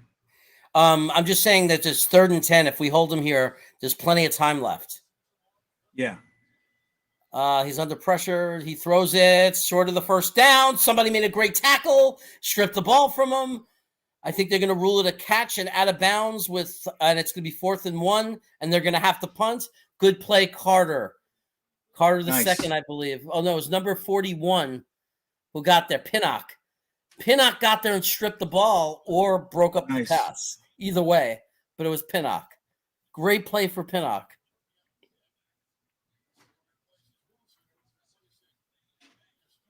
So he's playing safety. That's from the safety position that Pinnock made that play. And they're punting. Thank you, Jason Pinnock. Nice. Beautiful strip. Dude, look at this. Everybody, we were feeling all miserable and everything. And this is an absolute game. I'm going to punch them in their face for 2015. They're punting. Another shank. Another shank. Really? Another shank. It looks like we're going to get the ball. This is what it's like when you actually have a bad punter. Yeah. You know what I mean? People are putting their arms around him now at this point. 3 in a row, they're saying. 3 shanks in a row. It looks like we're going to have the ball around R45, I'm guessing, but I'll confirm that. It depends because I think it went out of bounds. They're saying it doesn't make any sense. It's 3 in a row now. They just showed it in slow motion. It's hitting off the side of his foot.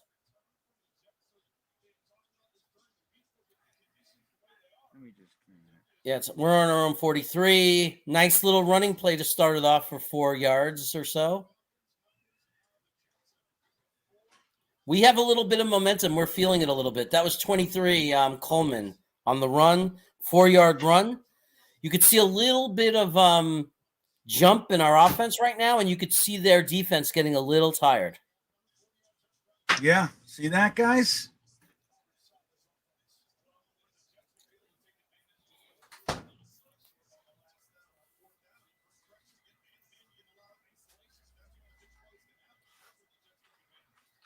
Another running play went nowhere, absolutely stuffed. It's going to be 3rd and 7. I don't know if I like that play call with 2:12 and the clock ticking. I think I would have preferred a play action pass on that.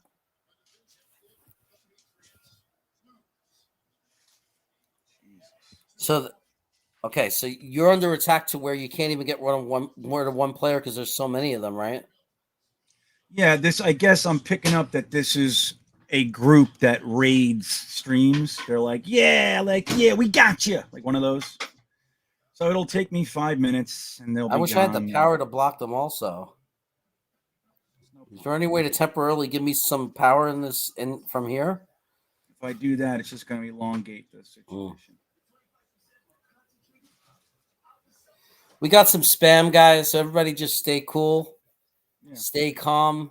Yeah, it's all right. I'll take it. I mean, there's probably, I don't know how many of them there are. It's 2-minute warning. This is one, I guess they call this a raid. So, you guys can see what it is. Looks like you're getting rid of them. Hold up. These guys are probably they're sitting there like, yeah, we did it again. They get to tell their mom. We raided them. Call their mom and dad. I'm so proud of myself today. Yeah, I joined a group that raids people's live streams. Yeah. My life has so much meaning. I made an impact today.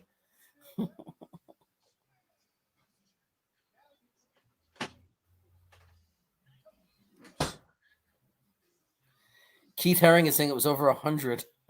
Wow. Yeah, tell me about it. I'm well aware of how many it is. But again, it's just like, this is nothing more than annoying. You know what I mean? That's all. It's fine. They're trying to say that they're trying to be polite. we're rude. It's so funny to me. It's like, because that's the best thing that you ever did was you taught me that attitude to just look at someone and say, this is what you tell your parents you do when you sit at Thanksgiving table. What it is. Do you say, oh, I'm thankful for the opportunity to go into other live streams and just try to be disruptive for no reason other than Like, what is it? that's the only joy I get in my life? Yeah, this is fun. This is fun. They're saying that Tom Grassi sent his viewers over to us. But what does that mean? They're not saying anything meaningful in the chat. Yeah. Who cares? I'll if that's, I'll look into it and see. Zach just got stripped and he got the ball back, but he was strip sacked. 4th down. It's going to be the final 3 minutes, and we're going to punt the ball back and forth to each other. Ryan says we're helping you get views, but I don't need your fucking views. Okay, I don't understand. It's like I don't even look, man. Maybe I'm just an old fogey. I don't get it. This doesn't seem productive. Yeah, no, it's just like, okay, then come in and just participate in the chat like normal people. Like, talk about the game, talk about what we're talking about, So it's 4th and 10. I think we're going to punt, right? Because we don't want to put them in field goal position so easily. We need to push it back on 4th and 10. Yeah, we're punting.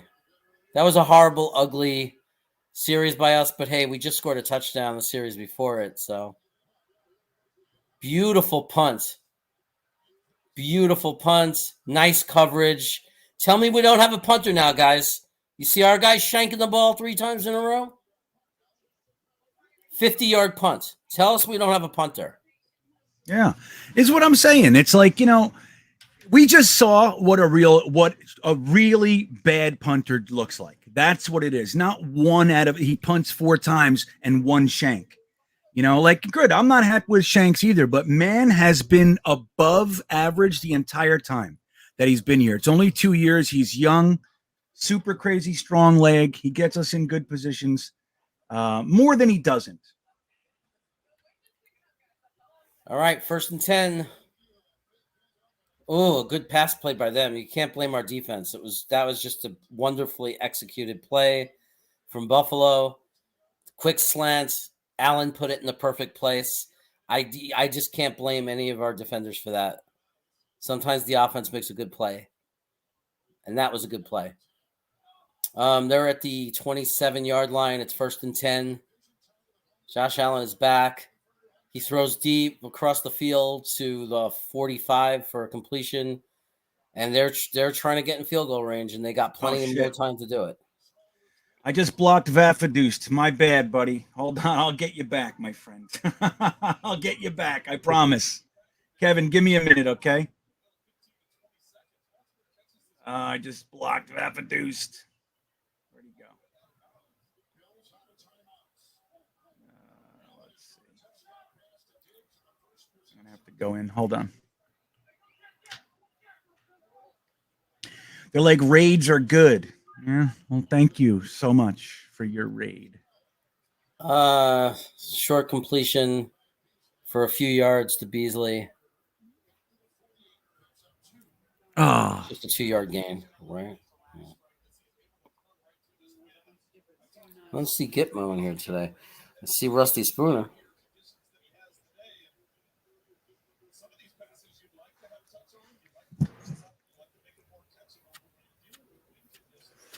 Damn, there's still so much time left. I felt like it was going to be a lot less, like after all this. Come on. 2nd and 8.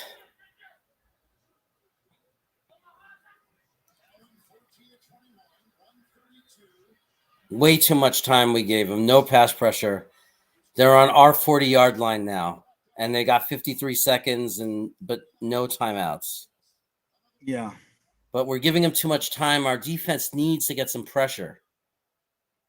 You can't let Allen be that comfortable. Come on. Like, where's JFM? Where's our guys? All right, now we got in there a little. We forced him to throw it, but deep. He overthrew it. That was our defensive line saving us and putting some pressure on him. We made him get rid of it a little sooner than he wanted.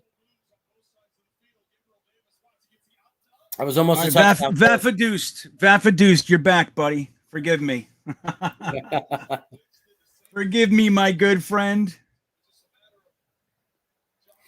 Momo, GreenBean is taking care of something. We got. Our chat was going on. Bombarded with a bunch of people. That say they're doing us a favor. So thank you. He's taking care of it. So no, listen, they think that they're doing us a favor, but what they really want is us to go over there. That's what they want. They want us to go over there and support them. Bad news. Buffalo just made a big completion. They're way in field goal range now. They're at like the 25-yard line. Why would I search Tom Grossi? I literally couldn't give two shits. You know what I mean? Like, I'd have no interest. Yeah. You know what I mean? Like, we're starting to see that. Like, hey, look at this. Look at us. Look at us. It doesn't help the channel long term, like in a real way. It really doesn't. No, it's stupid. They're still going to go for more than just a field goal. And there goes Allen taking off, and he pitched it back to somebody. Now they're at the 13-yard line. Now we have to worry about a freaking touchdown. Our defense needs to wake up.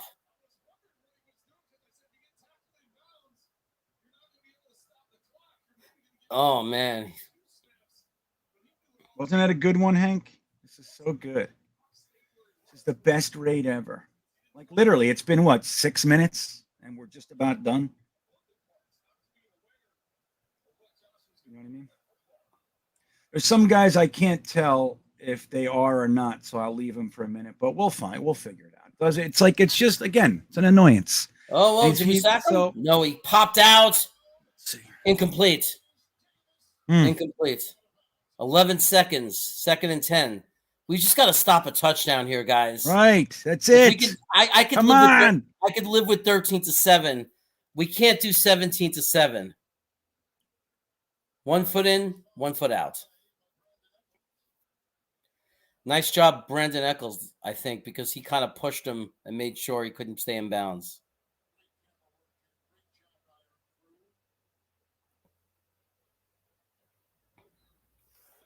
See, Eccles has his ups and downs. He's going to be good. That's what I'm saying. We're so like one bad play. He sucks. He's got to do this. He's got to do that. And it's like, and then the play he does it well. Like, these are rookies. He's a 6th round pick. Give him time. I think our late round defensive backs in particular have done a great job. Here we go. Incomplete. Oh, thank God. He was open. 3rd and 10, 7 seconds.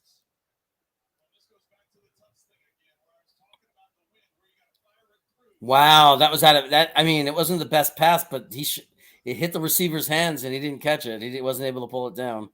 Not that would have been an easy catch. That was it was amazing he got his hands on it. Okay, 3rd and 10. This is it. Do we make him settle for a field goal or do we give up the touchdown? This is the play.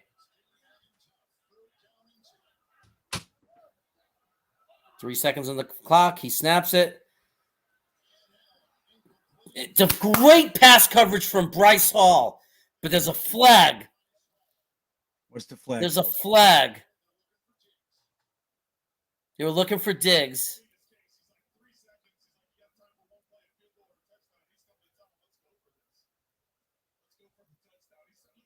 There's 2 seconds, 3 seconds left, but I think they're going to be at the 1-yard line, and they're going to go for the touchdown, I think.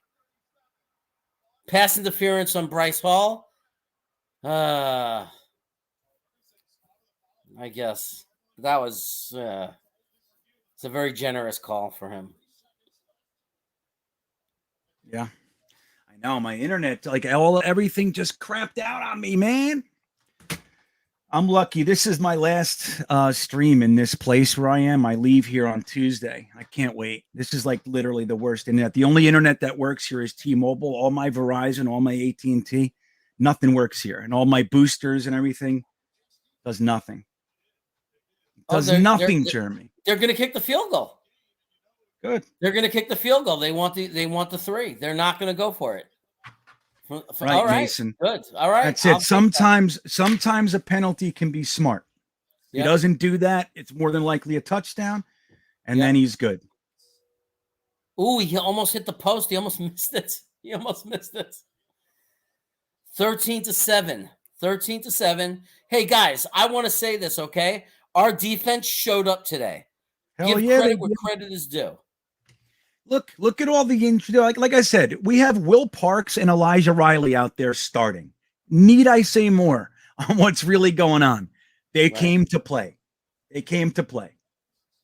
I mean, we're talking about 13-7 at halftime against the Buffalo Bills in Buffalo. We're talking about Zach is fine. He's not the problem with why we only scored 7 points. That no one will point and say Zach is the problem. He did fine. He didn't do anything horrible. I don't want to jinx it. I'm knocking on wood. Another half without any interceptions.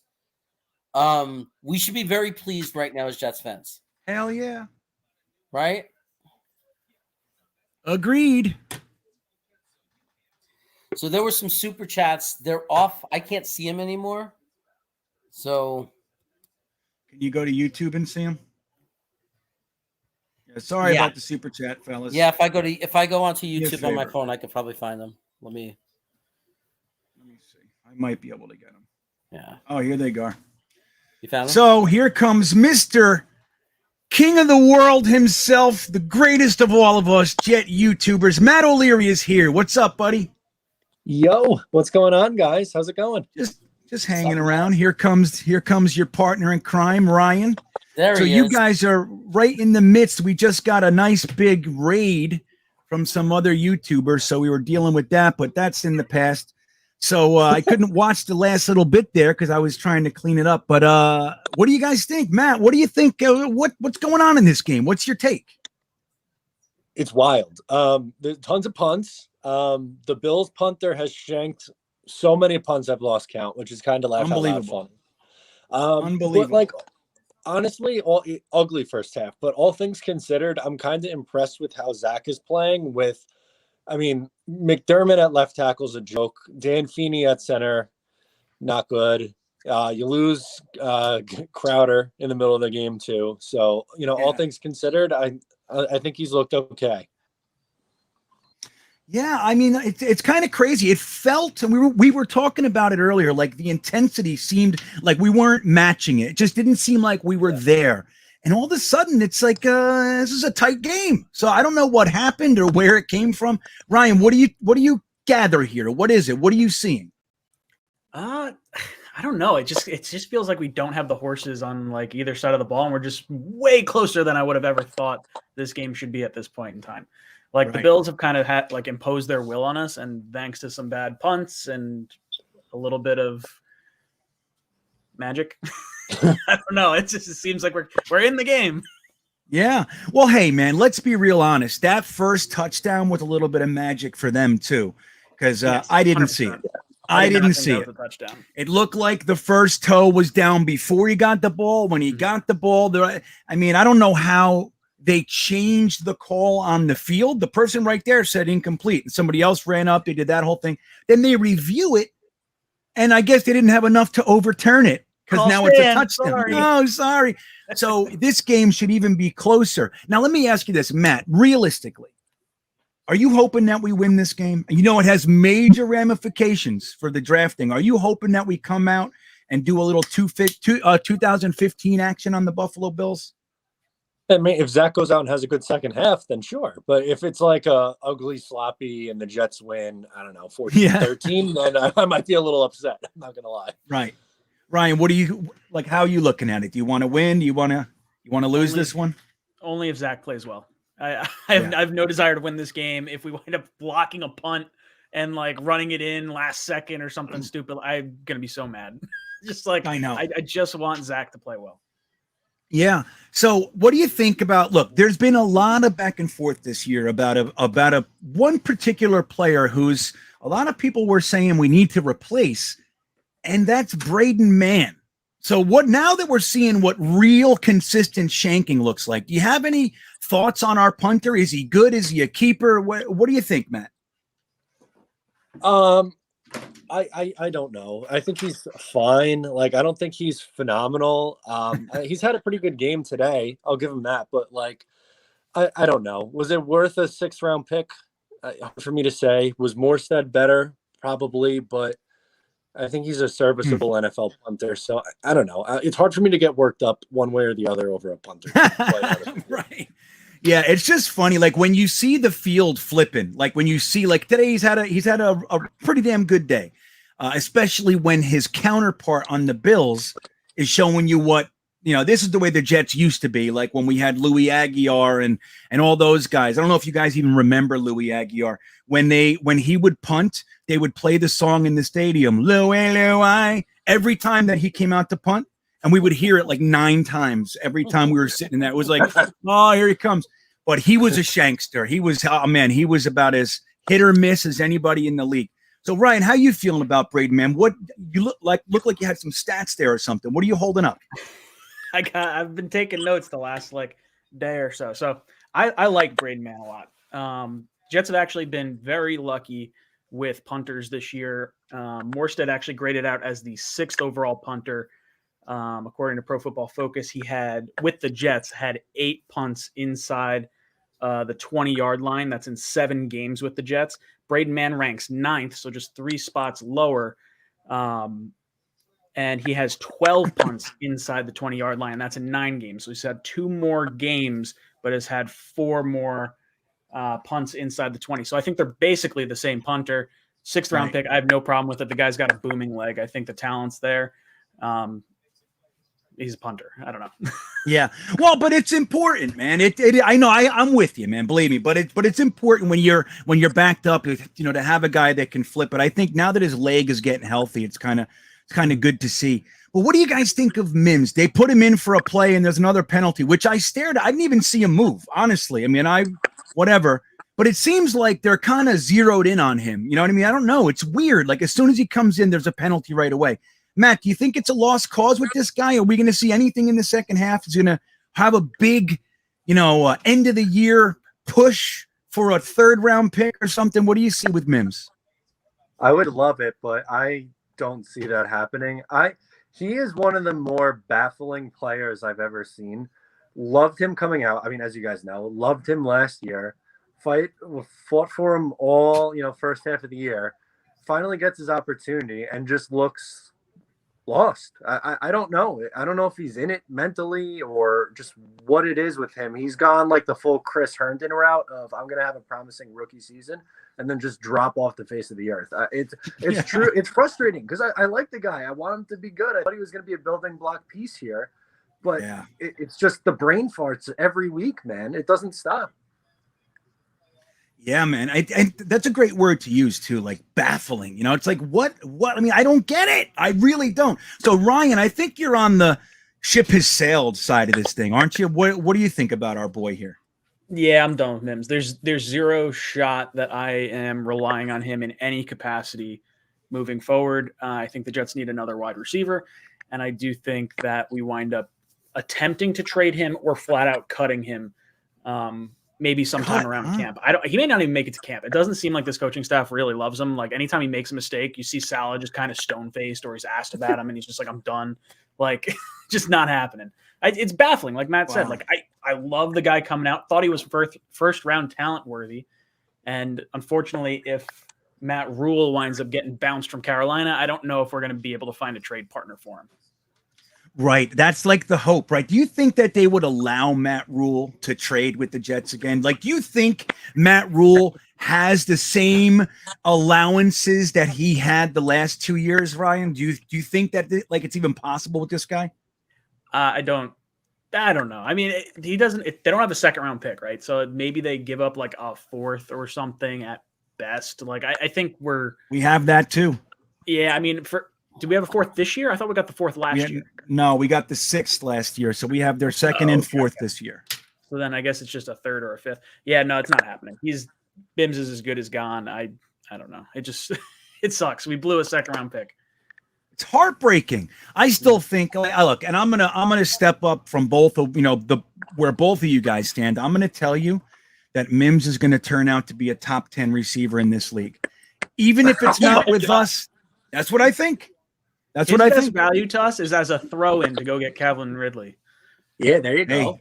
But if that's what they did, look, I don't think that the rest of the NFL feels the way that they did about him. Like, I feel like this group, just like they, in their pre-draft stuff, they didn't like him and they just carried it over and everything like that. And even the first half of this year when they put him in, he did well. So I don't really know. But so as far as the other receivers, we are decimated. We even just lost Crowder. So Matt, what do you think we're going to rely on here? I mean, our tight ends are dropping passes. Like, what do you see as for Zach to have a good second half? What has to happen here? Who's he throwing to? That's a phenomenal question. I guess like Keelan Cole's going to have to come up big. I don't trust Jeff Smith. I don't trust Montgomery. Michael Carter and Tevin Coleman out of the backfield. I don't like Croft drops a screen. Like the tight ends stink. We know that. So maybe get the running backs involved in the passing game. That might be your best bet, to be honest with you. It seems hopeless, doesn't it, Ryan?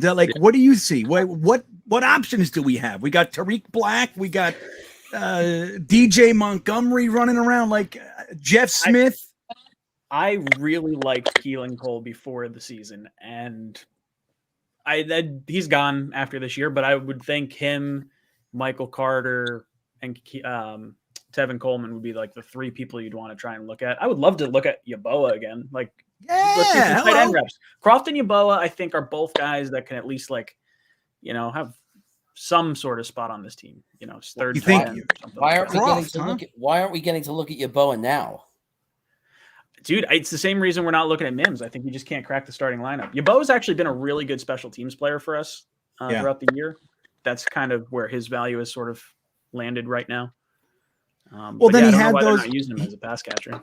He had the offensive reps last week, and he did well. You know what I mean? He did fine with it. I mean, nobody's saying Yeboah was ready to be a world beater or anything, but I think a nice progression would be, hey, Zach has touch on his passes today. They're nice. They're crisp. That one to Tyler Croft, that was a beautiful pass. He laid it right in his hands, and he dropped it. So it's like, okay, well, look, Tyler Croft, Daniel Brown, like, get out of here. Just put Yeboah in and see what he does. This is a really good opportunity for like high stress environment. Just, hey man, see how they do. This is like playoff atmosphere, like we've been hearing all week. So I don't know. I'd like to see Yeboah. I don't know. They seem to love Austin Walter. He gets more reps than I think he should. But what do you think of the defense, Matt? I mean, it looked like they were just going to get carved up all day long. And even though they technically are, dude, they're coming up big somehow, aren't they? What do you think about our defense? What's going on, and what do you see in the second half? Yeah, they're tough to get a read on. Like Eccles and even at some points Hall have gotten exposed a little bit on some, really good receivers and really good quarterback play from Buffalo. Ashton Davis trying to take any kind of pursuit route is just laugh out loud funny. And Quincy Williams, while he has those like monster big hits, on the other half of his plays just looks absolutely lost at times too, trying to find the hole and where the running back's going to come through. So they've just been inconsistent. Like 1 minute they look like they're going to give up a 90-yard drive in 3 minutes, like the opening, possession there for Buffalo. And then the next they're clamping it down and, getting a turnovers on downs. It's hard to predict what they're going to look like in the second half here. It really is, man. I mean, look, and they're decimated from rookies to injuries. I mean, these guys are all over the place. So the fact that they are playing this hard, I think, is a positive. Ryan, do you think they're going to be able to hold off Buffalo in the second half? How do you see this going? Absolutely, shut out Josh Allen. No, I'm hoping, dude. This game should be way more blown open than it is. Like Diggs should have caught that touchdown just now, and I don't know. We need to get to the off season. That's how I feel about the Jets. Just get out as healthy as possible and move on with this season. All right, last one before you go. Oh, then I want to get your score prediction. Is Crowder done as a Jet, Ryan? Yeah, he's done. That was it, Ryan. I mean, Matt, do you agree? Yeah, he's gone. I mean, the guy he can't stay healthy. Yeah. It's a shame to end it like that, isn't it? But I think it's almost appropriate. It's just like, I don't know, man. This 18th game thing, not good for us. This is not, we didn't need this shit. We should have had a second bye week. Every team should have a second bye week. You start the season on Labor Day, you end the season on President's Day. Everyone gets 2 byes, and then no one plays on a short week for Thursday Night Football. That's the way to do it.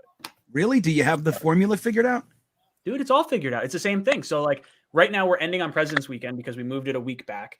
Right now we start a week after Labor Day. So if you add a second bye, it stretches it out one more. So rather than going a week further than President's Weekend, you go a week earlier and start on Labor Day. Oh my God, Zach just got killed. Oh, so all right, Ryan, I'll let you guys go. What is your final score? Geez, what's the score right now? 7-13. I'm gonna say 33-21 Buffalo. Wow, that's an exciting second half in the bad way. Matt, what do you got? 30-17 Buffalo. Oh, both of you guys. Okay, so they're getting up to 30 today. All right, well, look, I'll let you guys run. Again, the door's open if you want to pop back if something exciting happens. But thank you for being here. Thank you guys for coming in all season. I love you guys. You're just, the best. And I appreciate your time for these streams. So thank you both and have a great rest of the game. You guys too. as well. Enjoy. Oh, there goes Later. Zach. There they There go. goes Zach. There goes Zach. Oh, wow. 25-yard run for Zach. It's That's gonna how be he does it. 33. That's how he does it, man. He's like, you want to hit me? I'm going to get, 18 yards on you. Wow. It was second and 23, and he just got back like 18 of them. 3rd and 3. He really is exciting on his feet, man. He's got that. That's great. Gives us a whole extra threat. Yeah, no, I'll tell you what. No, he's elite as far as escapability is concerned. Oh, you know what though? It's weird. Like when you look at our offensive line, like nobody was getting beat on that play. Nobody. LDT was literally in front of no one. He had no one to block, and they came in on the right shoulder of the tackle. It's like, Yeah. you know what I mean? Like we have to be able to pick that stuff up. That was a garbage play on 3rd down. Garbage play. Was And it? now we're punting. It's just like a pass that was like, it was like a very quick pass. I think it was, who's 16? Jeff Smith? That just didn't make any sense. So he completed the pass, but it wasn't enough for the first down. It was like a 1-yard pass, 2-yard pass. I'll tell you guys, that's the stuff. It's like LaFleur has definitely come out of the basement for us, right? Without a doubt. He's shown that he has the chops to actually be able to develop and run an NFL offense. Oh, no, that was a good play, man. Which one? Damn it. The 3rd down, it was like that. It was close. It was close. I mean, now if he was right past the sticks. Yeah. Somebody's run to the sticks. I don't understand. Jeff Smith, run to the stick. Yeah, I don't understand that. I I do understand they're trying to get him in space. If you cut it before the stick where they're waiting for you, you can get the ball and get the first. I do understand it, but it is annoying when you see a 1 yard, you need a yard and you can't get it or whatever. You know what I mean? All right. Booming punt. Look at this guy today. We got to have coverage though.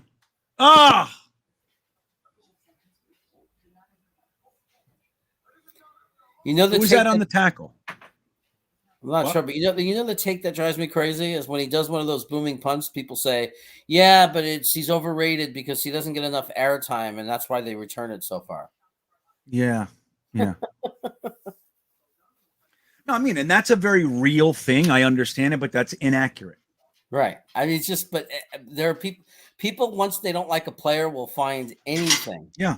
You can't get out of the doghouse. It's like, it's very simple. It's like, it's so like, it's a very low hanging fruit way to like kind of deal with things. It's like, think about if, like, for example, I really don't like Javelin Guidry all that much, right? But like during the Titans game, when he had like 2 or 3 just beautiful open field tackles, like it's like not acknowledging that. Like, why wouldn't I acknowledge it? It's what happened. Like, why? I don't, you know what I mean? Like, and I was happy about it. When Javelin Guidry was running toward Derrick Henry, I thought, and he did it. He slid down to his ankles, wrapped him up, and Derrick Henry fell over. So it's like, hey, that's good. I'm happy. But a lot of people don't like to do that. They'd rather be right. It's like there's a saying in my discipline, Jeremy. We ask ourselves this: would you rather be happy or would you rather be right? Because most of the time they don't coincide. Right. You know, and that's kind of one of the, it's like, all right, if being right is that important, then just embrace unhappiness, you know? Like anybody who's miserable and against the Zach pick, if you're a Jet fan, you're hoping you're wrong. You're supposed to hope that he becomes a superstar and say, boy, I'm glad I was wrong. You're not supposed to sit there. You're not supposed to sit You're not supposed to, be happy if he fails or like, you know, tear him down every chance you get. Like, dude, you got to check what we're really rooting for here. Once he puts that uniform on, you have to root for him. All right, Here we go. Hey. Second and 10, completion, 8 yards. Diggs took our defender and basically threw him down to the ground with a stiff arm. I don't think the Jets like that. That's good. Well, look, Diggs is so big and strong that it's natural for that to happen. Yeah. Was it Eccles that he did that with? Yeah. Oh, he just took Eccles' helmet and shoved him to the ground. It was almost like if he would have, oh my God, he just basically said, get out of here, little boy. I don't know why he's so mad at Eccles. It's almost like he was angry at him for doing his job and actually trying to tackle him. No, he's just showing him I'm more of a man than you. Eccles needs to stand up and not allow that to happen again. 3rd and 2, but we are asking a rookie to be on Diggs. Yeah. All right. He's going to run for it and get the first down. Where's the help, guys? Where's the help? All right. So the Seattle game is tied. I heard there was an interception too. That's not good. The Panthers are down 17-7, so they never did much more after that initial touchdown. Who else we got that we care about? The Niners tied it up with the Rams, not that we care. Yeah, the Niners tied it up with the Rams. As we saw, the Jacksonville Jaguars stomped a mud hole in the Indianapolis Colts, which is Cardinals touchdown. Yeah, nice. Touchdown Good. Cardinals. 23-17 at the moment. Nice. Okay. Yeah, no, that's stiff arm by Diggs. That's letting him know. No, Eccles needs to the next play. You got to take care of that. That's what I would do. Take care of it. Let him do that. He's saying, son, you're not in my league. That's what he's saying to Eccles right there. So Eccles needs to take care of that. Incomplete pass. 3rd and 10.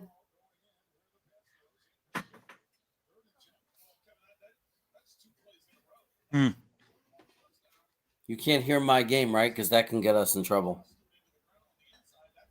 Let me see. Yeah, I can hear it actually. Okay, let me lower it a little. Just okay. Yeah. Seeing Kyle Phillips chase Josh Allen it'd be funny if I wasn't rooting for the opposite result.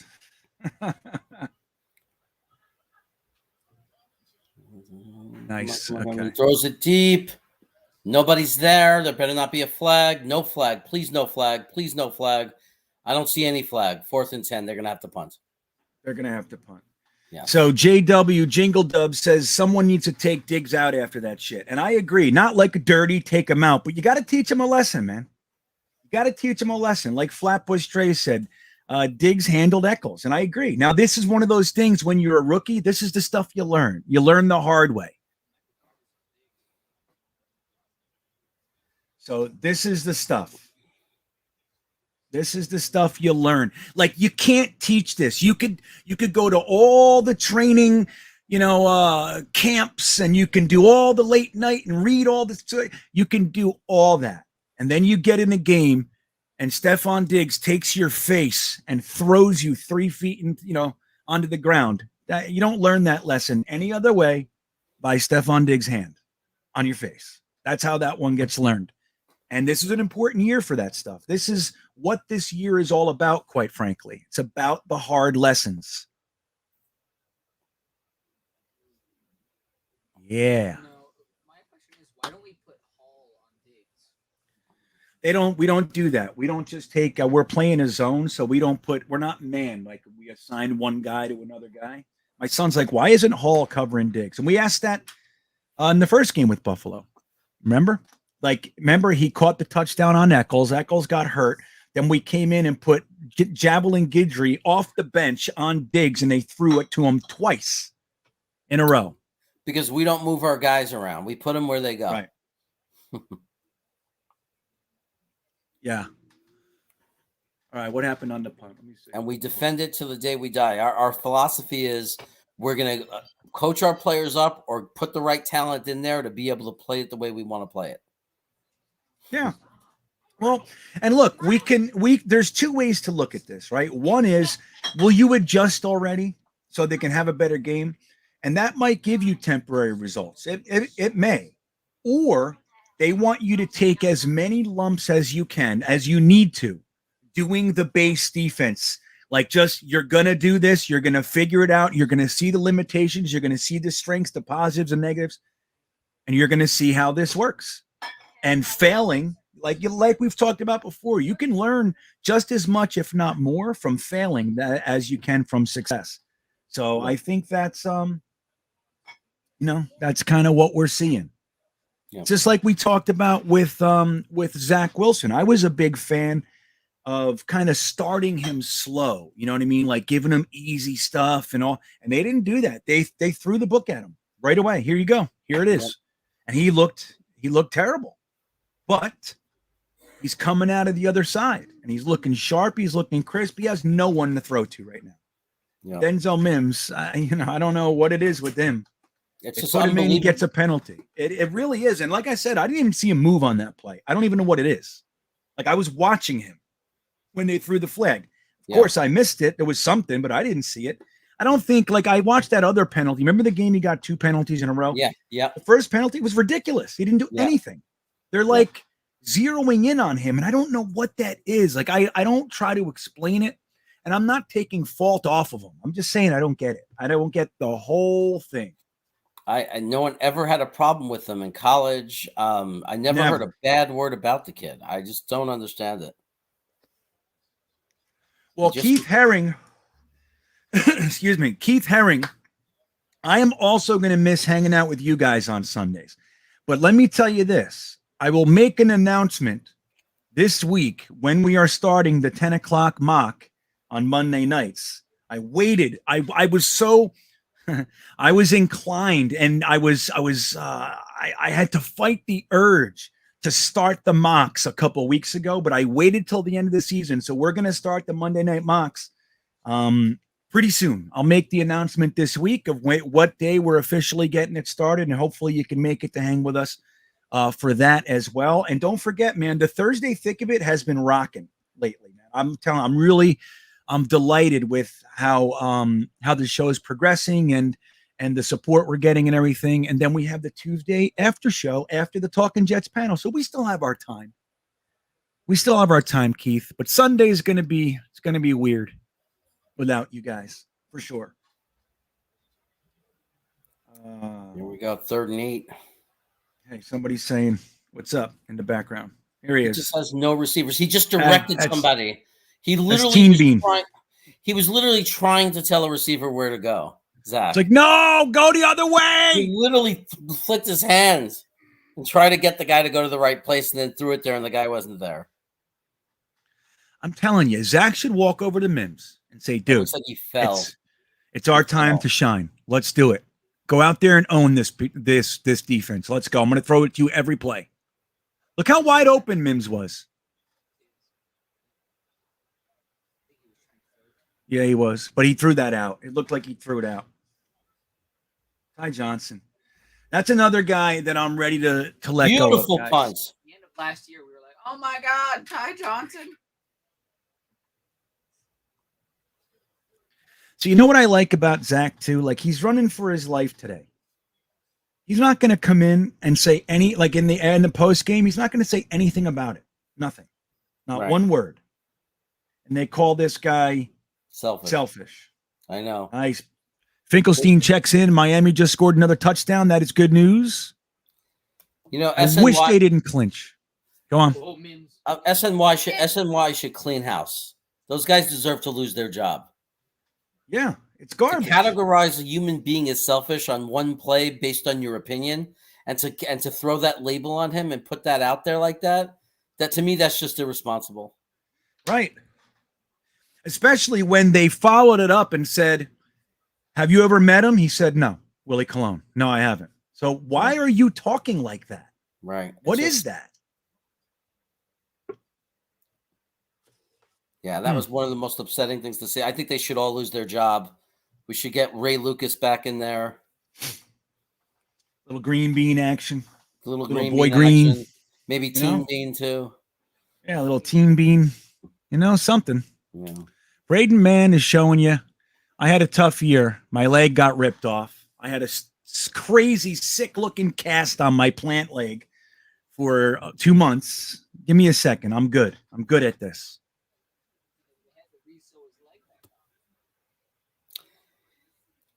Yeah.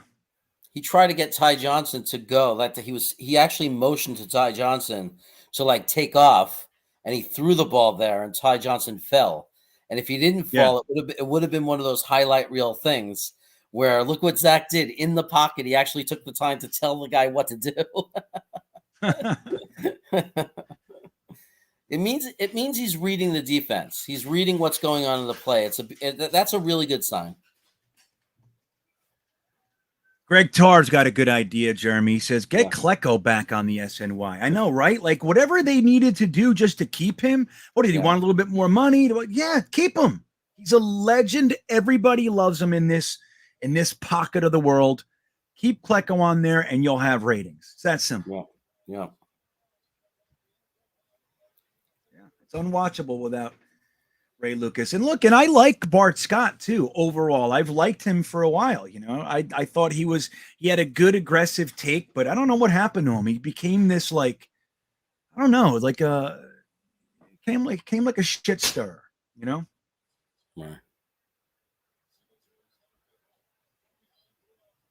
Well, Rusty, did you see somebody was making comments under one of my videos about there's a New Yorker suing the Jets and Giants right now for false, whatever. They're not really New York or something like that.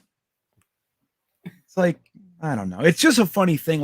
People ask me that all the time, and I'm from New Jersey, so it never bothered me because it was closer to me. I didn't have to pay the tunnel or the bridge. I didn't have to do anything. So it always, for me, it was it was never a sore spot. But I've had lots of friends over the years from New York, and a lot of them, it bothers them.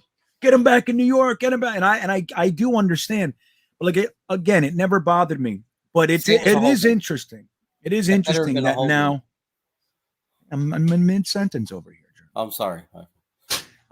So it is interesting that a New Yorker, though, is suing both teams for false representation or whatever. Isn't that funny? He's saying pain and suffering of having to travel back and forth. And how bad the commute is and everything. Is that what he's saying in the suing for his tolls? For saying they're New York, and then when you go to the games, it's so hard to get there and hard to get back. But I think he's trying to turn it into a class action where tons of people jump on board or something. Yeah, he's trying to rally the troops. I wonder if he's one of our listeners. If you're that guy, please talk to me. Let me know. I'll interview you. See what the deal. I'll give you a platform. If that's you, I'll hear you out. I'll hear you out. We just hit Allen. We hit him and forced it incomplete. So there was a holding. Yeah. No, that's the thing with Allen. He's definitely prone to making mistakes if you get to him. He's just tough to get to.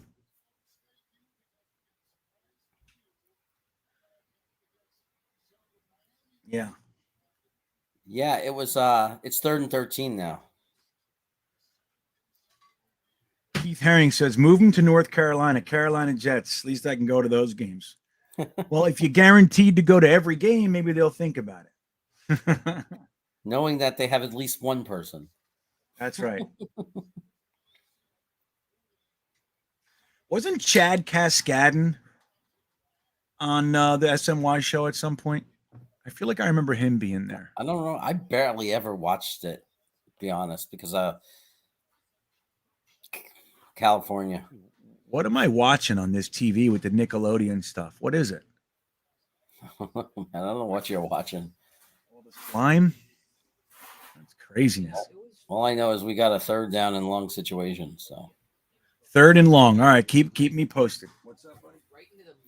it's taking forever. I don't know if a timeout there or what the delay was, but something slowed this game down. Here we go. 3rd and 13. 3rd and 13 from their 18-yard line. They need to get to the 31. He drops back. Nice. He steps up in the pocket and runs to the side, throws it deep. It looks like it was caught. Was it inbounds? No. 4th and 13. I can't even tell if he caught it or not, but he's either. Dude, we're kicking their ass. We're kicking Buffalo's ass today, guys. I want you to know that. So Chris says, yes, Cascadden was on the show. What's up, Tom Bon Jovi? I see you, buddy. 1 foot out. He made the catch. He was just out of bounds. Bryce Hall, I don't know if the coverage was bad, but it wasn't great. I mean, it's lucky he went out of bounds. Who was it, Bryce Hall? Bryce Hall was behind him. I mean, Yeah. but, well, we don't know how he entered the zone and everything. Right. We don't really know. Yeah. Ryan Schwinger says he's in upstate New York and doesn't mind going to East Rutherford. He gets his White Castle on the way. One of the benefits of that area. Love White Castle. Drive all the way. Yeah, I love White Castle. We used to drive all the way to Passaic from Parsippany just for White Castle, like on drunken Saturday nights and stuff. We'd go. Yeah. So let's go to White Castle.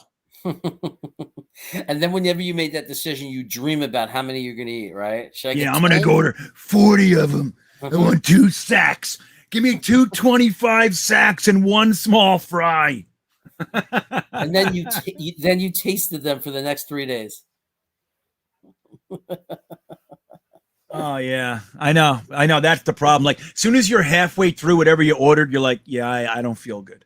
I don't feel so good at all. Joe Campione, what are you saying? He's saying, GreenBean, go watch LT videos, then watch Thibodeau and Hamilton. You mean Lawrence Taylor videos? Is that what you're saying? Look how Zach Wilson just saved a disastrous play on that 1st down play. It's you'll get it in about 5 minutes. But he actually saved a disastrous play. It was a shitty snap, and he managed to do it. He managed to catch it and get it to Coleman. Yeah.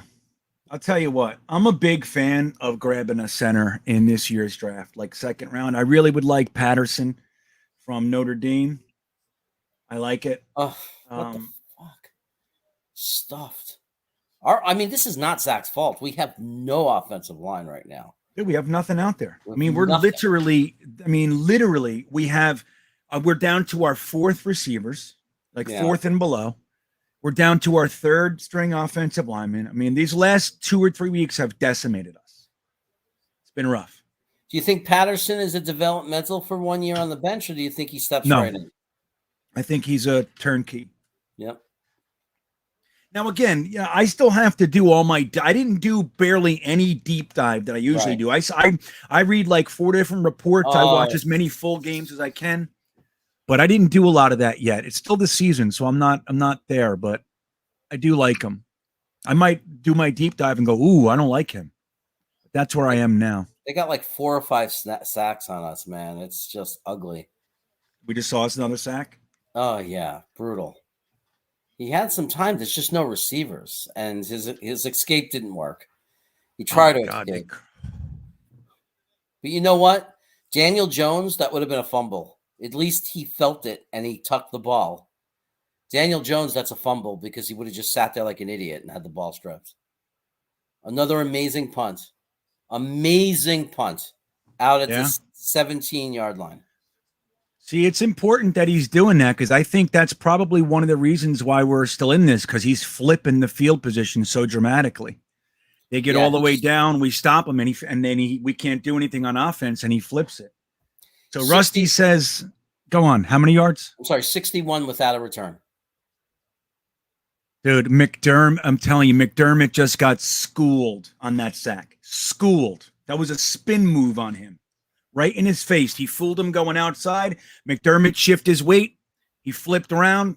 It was in his face. It was a very impressive move by Ed Oliver. Watch this. Watch 91 on the bottom. Look at that. Shift my weight, spin, see you later, in his face. See that move? Did you see it? Yes. Okay. Acknowledge me. So Rusty says Buffalo is going to be one and done in the playoffs. I mean, think about it, dude. Their entire season is like, on the line in many respects, and we're 13-7 with the Jets. No. Again, Braden Man keeping us in the game. All right, Jeremy, I'm going to go use the little boys' room here. Okay. You hold the mic. I'll keep them entertained. Yeah, keep them entertained. Let's see. Hold on. So Eric Weinstein has a question for you, and I'll be right back. Oh, no, it's bad. I didn't want to leave your head that big on the screen. I'll break. Oh, thanks a lot.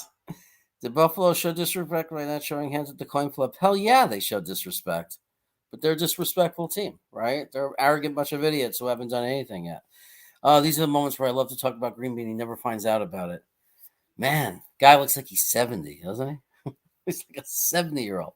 I don't understand. Like, take that hat off. Show us that you have some golden hair. Shave the beard. I mean, we're gonna put GreenBean on Social Security if he keeps this up. Shh! Don't tell him. Don't tell him I said any of that. Uh-oh. I think I might be busted.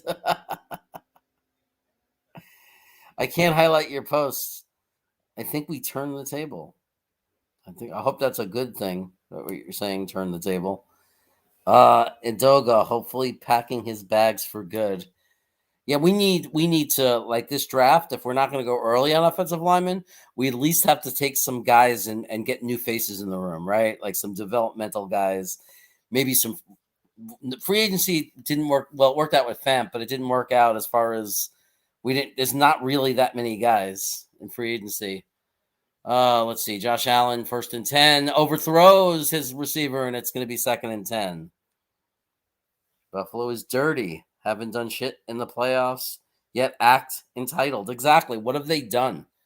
Right? They're so arrogant for a team who's done absolutely nothing. So whatever. But yeah, we need to build a better room for the offensive line wise. There's no question. But hey, we still got to get our guys healthy, right? We got to hope Becton comes back. Becton and Fant together, healthy, sounds really good to me. But we've got to have guys behind them because, as we know, injuries happen. And that's really the story of the year is that, yeah, we got good players, but we didn't build up a full roster yet. Like we didn't have the depth to overcome injuries, and that's part of how you become a championship team is it's not only getting the right position players in, but you got to build some depth. You got to have guys ready to come in when somebody goes down. You got to be able to say next man up. And we're not at that point yet.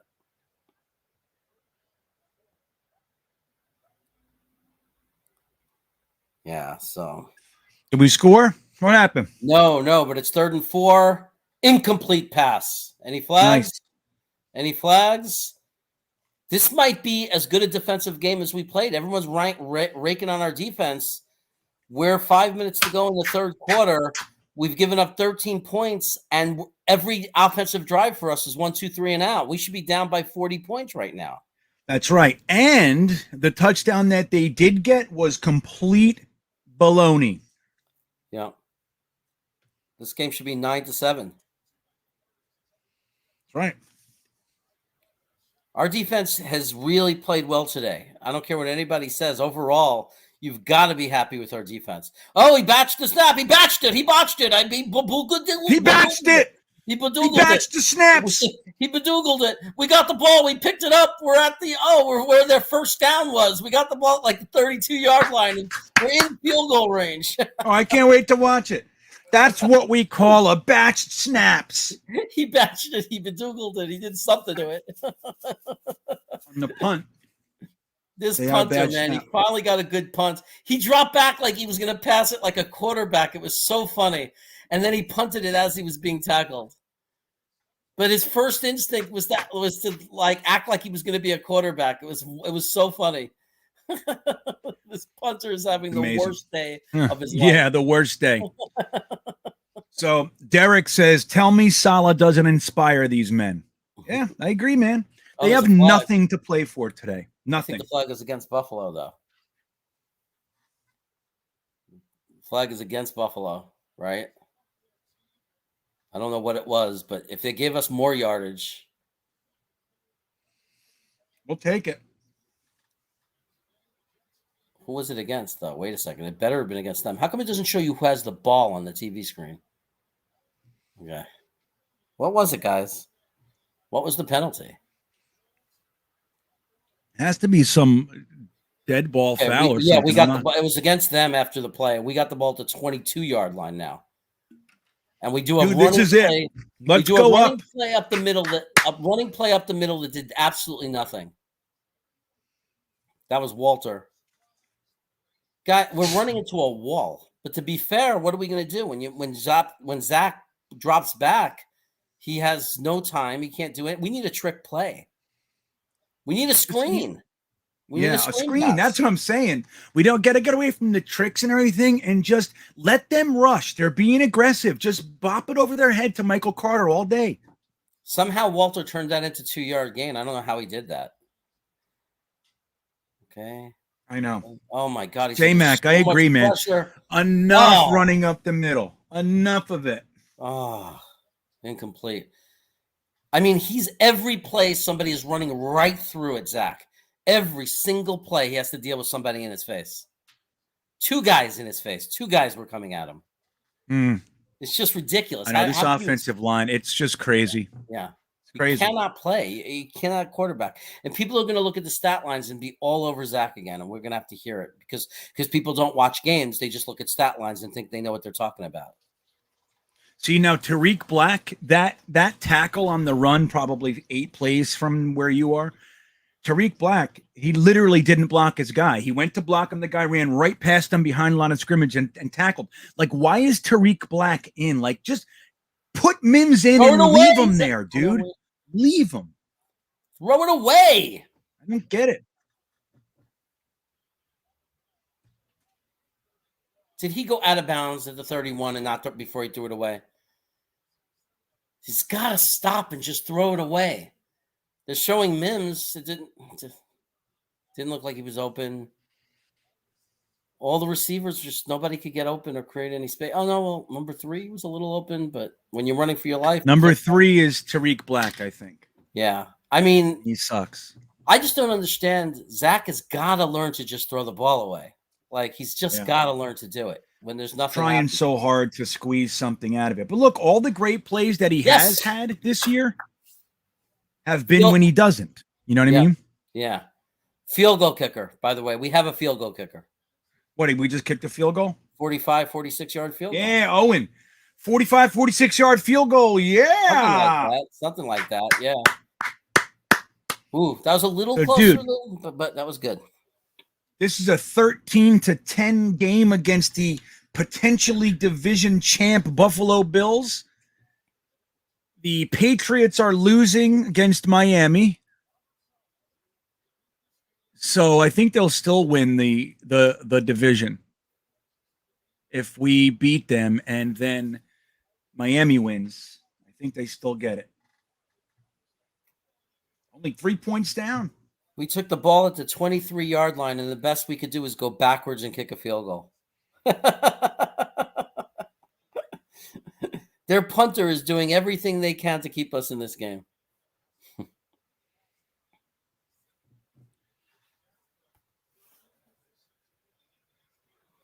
But I'll tell you, Panero has taken away the need for us to feel we have to take a kicker in the draft. Yeah, you can undrafted free agent bring him in for competition. Yeah, you never know. York might be available as an undrafted free agent. York? It's possible nobody takes a kicker. Yeah, Pinero's been good. No. Yes. And like I said, like, guys, don't forget when we got Nick Folk, he was cut by the Dallas Cowboys. He was miserable. Like he was looked at as like, why are the Jets picking up this garbage? And he ended up being Nick Folk for us. And then the same thing happened with Myers. I forget what team Myers was cut from, but it's the same type of thing. So the fact that we got Eddie Pinheiro, we don't know. This might be our guy. He looks pretty good. I don't want to jinx it, but he looks good. I would re-sign him for sure. Right, David? Yeah, absolutely, John. He's Braden Mann is the Jets' most. Oh no, Buffalo's punter is the most valuable player for the Jets. Heck yeah, heck yeah. So the Panthers just scored a touchdown. Let me check the scores here. There's Kenny Yeboah. He's standing up. He's standing up with his helmet on. You know who showed Seattle's up? still tied. I want Seattle to lose so badly. I know. Their offense keeps scoring. Russell Wilson's playing good again. Look at Salah giving a speech to the men. Carolina keeping it close against Tampa now. They just scored. 2nd and 8. We are stopping their run today, by the way. I saw that. So the Panthers just scored a touchdown. Javelin Guidry is the holder. I guess the wind is blowing the ball down. Williams with a huge hit causes an incompletion. Williams. Quincy Williams. Quincy, I think. Did they rule it an incompletion or a fumble after that he was down already? I don't know, but it's 3rd and 5. Yeah. So whatever it is, it's stout 3rd defense. and 5. We're not giving them anything. They are fighting for everything right now. Josh Allen's frustrated. Ooh, we were on him. Long pass. Amazing catch. Amazing catch by a huge play for Buffalo. It was an amazing catch. There's nothing you could say. He was covered well. How was the coverage? He was covered well. It looked like he was covered well to me. He just made an amazing catch. I mean, it was all over him, the defender. I mean, what could you do? It was just a perfect throw. Like if you watch it, it wasn't Carter's fault. The guy is 5 inches, 6 inches taller than him, and it was over the shoulder, perfectly placed. Yeah. Nothing you could do to stop it. Let's see here. It's a I hate bummer. being behind. Now they got the field position. And there they go. They're running it right down the sideline. 1st down. Yeah. Yeah, Here we go. Right, Greg Tarr here. And so it begins. Well, our nice game was fun. You know, I mean, it's not over. We don't know what's going to happen, but it definitely, being Jets fans for as long as we have, you start to get a sense for these things, right, Jeremy? You start to feel it. Like, yep, this is about what we came to do today. There's a flag on that run play. It'd be nice if it was against them and it was holding. That could take the momentum, take the sail out of their wins.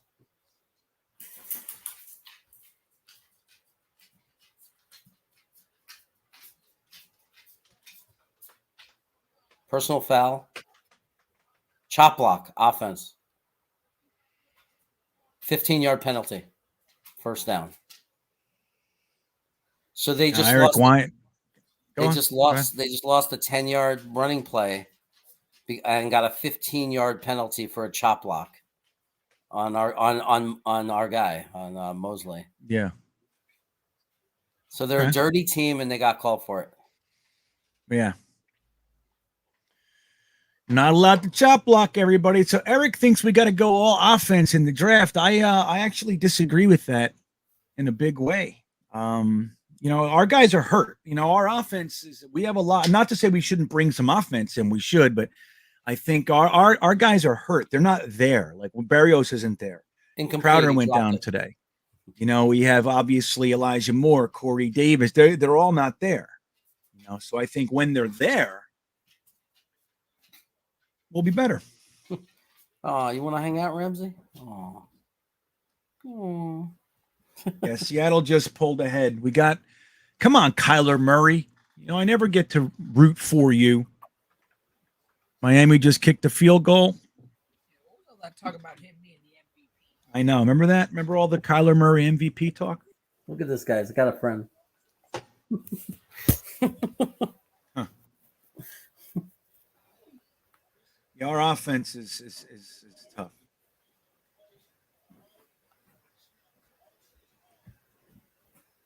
Who do I want to see us get in the draft? Well, it depends on where we are. Jeremy, what's up with your green screen, buddy? What do you got back there? What's going on? Maybe I never shut it off. Yeah. Oh. I want our first pick to be used on an edge rusher. That's what I want. It depends on where we are, if it's realistic or not. But if Thibodeau or Hutchinson slide to you, you do it. You grab them. If they don't, you take Hamilton. That's what I think. And then you see what happens with your second pick and where you're there and who are. I'd like to see us get a linebacker up there.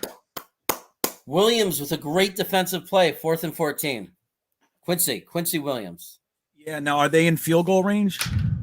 I don't think so. No, I don't think they're in field goal range. Well, they're at the I'm watching a play behind you, so they're at the 47. Yeah, they're punting. They're punting. They're And with this punting. punter, All right, watch for the fake. Watch for the fake, yeah. Jets. He's going to punt it. He gets it off. And he makes a beautiful punt to get his confidence back. We're down. He's back. We're down at the 2-yard line. We're pinned back to the 2-yard line. Yeah, I don't know how much I like Ojabo. I don't know. I'm not saying I don't like him, but I don't know how much I like him yet. He's definitely benefiting from Hutchinson on the same line, and don't get me wrong, Hutchinson could be benefiting from him too. But I have a lot of work to do on Ojabo before I'm ready to use a top 10 pick on him. I'd rather use a top 10 pick on somebody that's not a project. Why is the Greek freak falling down so far now? Like in people's minds, no one likes him anymore. Have you looked at his numbers? Yeah, his numbers aren't exactly exciting. Yeah, I think that's As what far it as is. number of sacks. Yeah, I mean he's a very good player, but he's very spotty. And when you look at his numbers, it's just he hasn't done much. Like, why is he even up there? Why is he being talked about up there? Yeah. I think it all depends on how his combine and all that kind of stuff goes. But they call him a very raw talent because he hasn't played a long time. Yeah. So who knows? He might be somebody like the exact kind of guy that you want on your team. But again, we're talking about top 10 picks, man. Your top 10 pick should be somebody who comes in and makes an immediate impact. That's what a top 10 pick should be. Right. And you have to feel very confident about them. Yeah. You don't want to feel like, all right, we'll take that guy. Like, that's not how you want to feel about your top 10 pick. You want to be like, dude, this guy's going to change something. Yeah, I'd rather take Hamilton than him because Hamilton is a guarantee practically. Yeah. Wait. What is Rich saying? Nobody ever got fired for buying a Xerox. You know what that means, Jeremy? I don't know what that means. Going with the norm, like just don't do the unexpected. Don't try to get don't try to be pretty or fancy. Like so do the predictable, safe thing. Yeah, well, that's in some respects I like that, but that's also Mike McCagnon. Right. Mike McCagnon took the safe pick in the first every single year. Except the year with Jamal Adams was still the safe pick. He didn't want to take a quarterback. It's just Mike McCagnon was so bad. But that's what he did. That's why he took Leo. That's why he took Quinnen. Yeah. Like, what are you doing? We don't need those guys. We have 100 holes on our team, and you're taking the one position that we actually have. Again, a top 6 and a top 3 pick, both essentially the same position. Technically, Leo's listed as an end, but played 3 tech all the time. Yeah. So I don't know. It was just kind of crazy. It was just every year the same thing. It was like, what? I don't think that's how you build a Super Bowl team. Yeah, all through the defensive tackles. And many of Mike McCagnon's big free agent signings were middle linebackers too. So he was just defensive tackle, middle linebacker. Think about it. His big free agent signing was Avery Williamson one year. The next year, the big free agent signing was CJ Mosley. We never saw them together for one play. Such a shame. We had them. I really wanted to see them together. They were going to be able to thump some people, but it doesn't make sense. Doesn't make sense. You know? Yeah. Well, if we're at 4, Brandon, I think one of those 3 is absolutely going to be there. That's what I think. Don't forget, we still have the quarterbacks. The quarterbacks move every single year. They get up there, and then you have like the Jaguars. Dude, they have a defensive pass rush. Why would they use another top 10 pick when they got to protect the Golden Boy? You know, they have. I don't know how many firsts they have this year. Do they have more than one? I don't know. Let me look. That was an ugly second down run.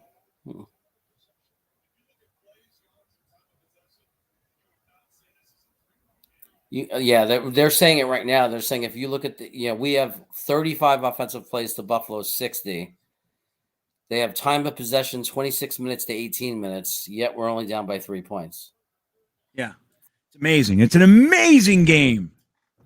Look at the magic that Ulbricht has put together for us today. Zach Wilson just made the most ridiculous catch if it's inbounds. I mean, throw. Yeah. Tariq Black made a great catch. Tariq Black. There you go. Tariq Black. That was an amazing throw. Amazing throw. Like ridiculous that we have a quarterback who can throw a pass like that. Owen seems to think it's in. It's in. Now I'm about to watch it here. They snapped the ball. They did a quick snap. GreenBean, there's no challenge. They got it? Okay, then it's in. Nice. Unfortunately, that quick snap led to a 2nd and 12 now. We lost 2 yards. Your Bo is in there. I see your Bo in the huddle. It's better than the whole big play. How many yards was the play? It was a first down. It was like a 10-yard pass. It was a great pass. The throw was just ridiculous. See, I like that we're causing these Buffalo fans to stress. This is what I like. They just don't block for him. Well, they're blocking. It's just that our offensive line assignments, they can't figure out how to do it. Like there's always a way. There's a way with our offensive line to sneak people through other holes. Because like how many plays do we have an offensive lineman disengaged with anyone? He has nobody to block. Yet there's another side overloaded. They have to be able to call that out. And they don't. It's crazy. 72 is Dr. Blocker, John. Oh, my God. They couldn't even throw a 2-yard screen without it getting knocked down by the line. So now we punt. That's so discouraging. He makes this amazing pass. It's just so discouraging. Bills have 7 sacks. Look at that. What did we expect with this makeshift offensive line? Really? I know it's this, but what really? What did we expect? Buffalo's defensive line is top tier. Oh, shit. So they're going to get the ball at like the 50-yard line.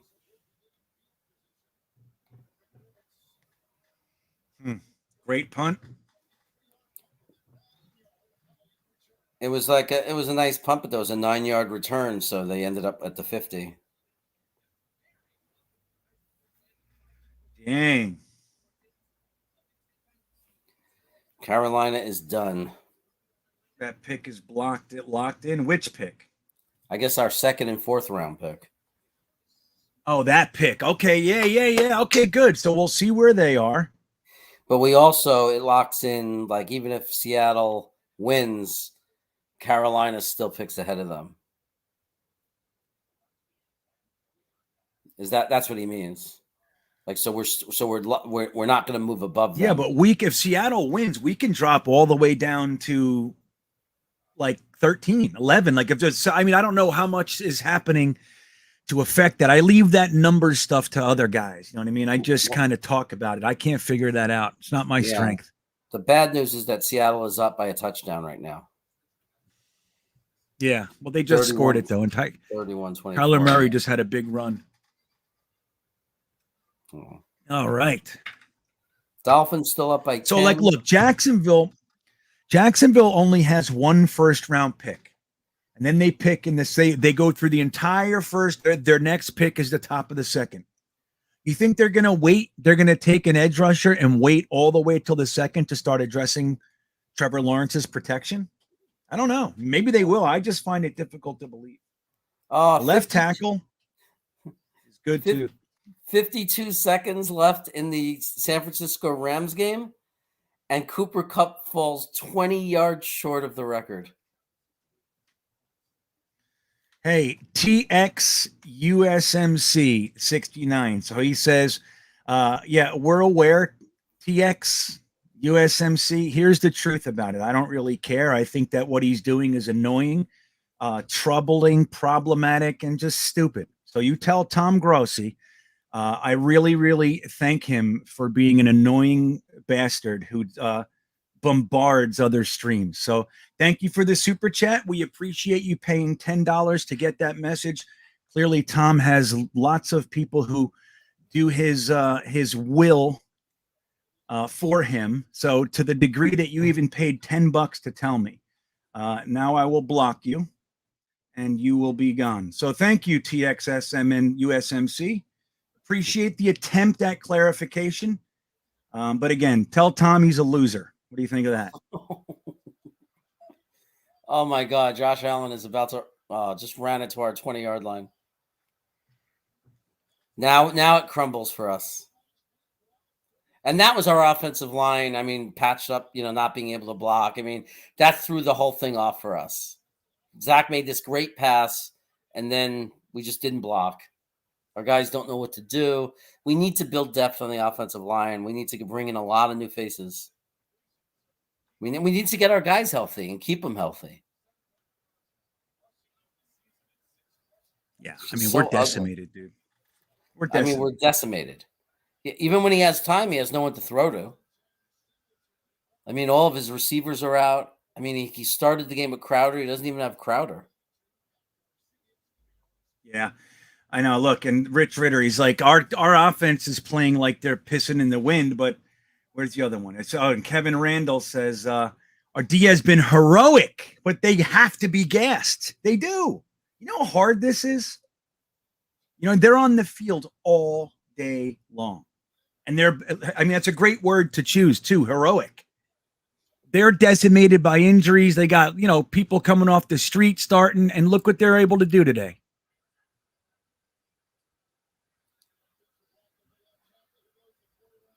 Crazy. Just for the record, if there's anyone left from Grossi's side, if you want to all raid my channel, NFL Chaos, no, stop that. No, I'm just kidding. Sorry, I couldn't resist. It doesn't help. It doesn't. It's stupid. It's just annoying, man. That's all it is annoying. Here's the thing. So I don't assume to know what other people will want or not want. And when you bombard someone with that without asking, that's a dick move. I don't care what it does. Yeah. But I'm helping you. Who cares? Nobody asked for your help. You don't know what our goals are. Shit. You know what I mean? So our defense is finally starting to really break. Totally, dude. I'm surprised it took this long. Yeah. Really? I mean, we really can't blame our defense at this point. I mean, they've been on the field the whole game. We go 1, 2, 3 and out almost every drive. There's no defense. Just about. There's no defense in the NFL that wouldn't snap at this point. Nope. I'm proud of them. Proud of them. I mean, Bryce Hall must be exhausted, man. And by the way, running around. Echoes. Well, we're giving Josh Allen 5 minutes. There's no pressure on him at all. Yeah. That's the thing, Holton. If we have realistic expectations with this stuff, the fact that it's 13-7 this late in the game it's comical, really. and we shouldn't have expected it. But the truth is that we have nobody out there. We are on third, fourth, fifth stringers. And we're playing a tough game, and that's the best you can ask. In my opinion. Our defensive backs are covering well. Think about that. Think about how long Josh Allen had to run around and everything. They're working their asses off today. It's 3rd and 1 at the 1 yard line. I don't see how we can possibly stop them because they're going to go for it twice in a row. 3rd and 1 at the 1 yard line. That's our situation. Yeah, we're going to stop them. Let's go. Keep me posted. I'm 2 plays behind. I can't watch. So just tell me. I'll tell you. Oh, it doesn't look like they're lining up receivers. 3 receivers on the outside. Someone's in motion. This means they're going to do a quarterback sneak. Hands it off. Touchdown. Yeah. That's the thing. They spread it out. They got everybody spread out, and they ran it. Yeah. Well, yep. Our defense played admirably. So did the offense, though. They played admirably. They're not very good. They got guys who've never played together before up there today. Yeah, they're completely depleted. I mean, what do you expect? Yeah. Completely depleted. I think the fact that we've had hope this long is quite frankly ridiculous. Yeah, and I'll say this. You know what I mean? I'll say this. The takeaway from this game so far, I mean, hopefully it won't get clouded by the last bunch of things, but knocking on wood, I'm happy with Zach Wilson. Yeah, totally. So, I think he's had a fun. Now, he's done a couple stupid things like that running out of bounds to take a sack, that kind of stuff when you're outside the pocket and you don't throw it away, that stuff's annoying. But I think, look, his progression has been undeniable. He's going to become a smarter quarterback situationally. It's already happening. That stuff doesn't worry me too much. Sam Darnold was doing that in year 3. You know what I mean? Like that's where we came from. Yeah. Sam Darnold, I mean, Zach Wilson is not a continuation of Sam Darnold. It's a brand new guy. I know that's tough. It really is. It's tough to kind of swallow that, but it's the truth. Yeah, I also, I think also part of it is nothing is going right for them, and he's just trying to make something happen. Julia. Right?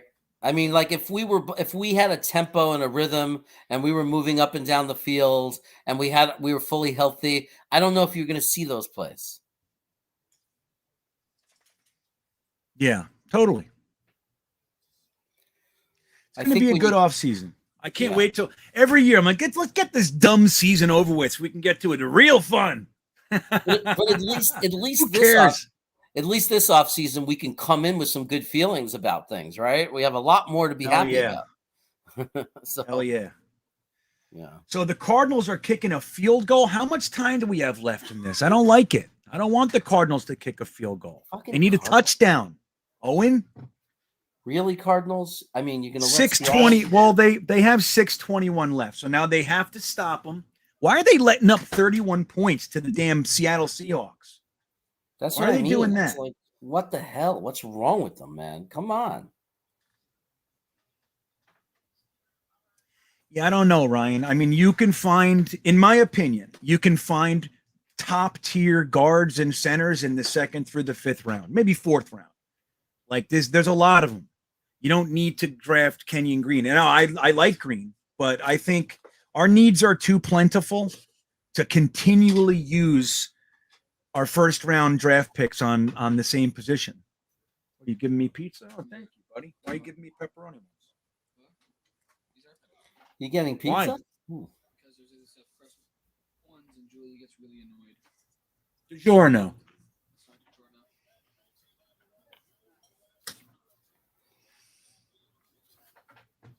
6:15 left. Abe says they have to go for the field goal. Now it would have been better if they were able to get the touchdown, but if you can't, then you take the points, you kick it out, you do the whole thing. We still have a lot of time left. A lot of time in that game.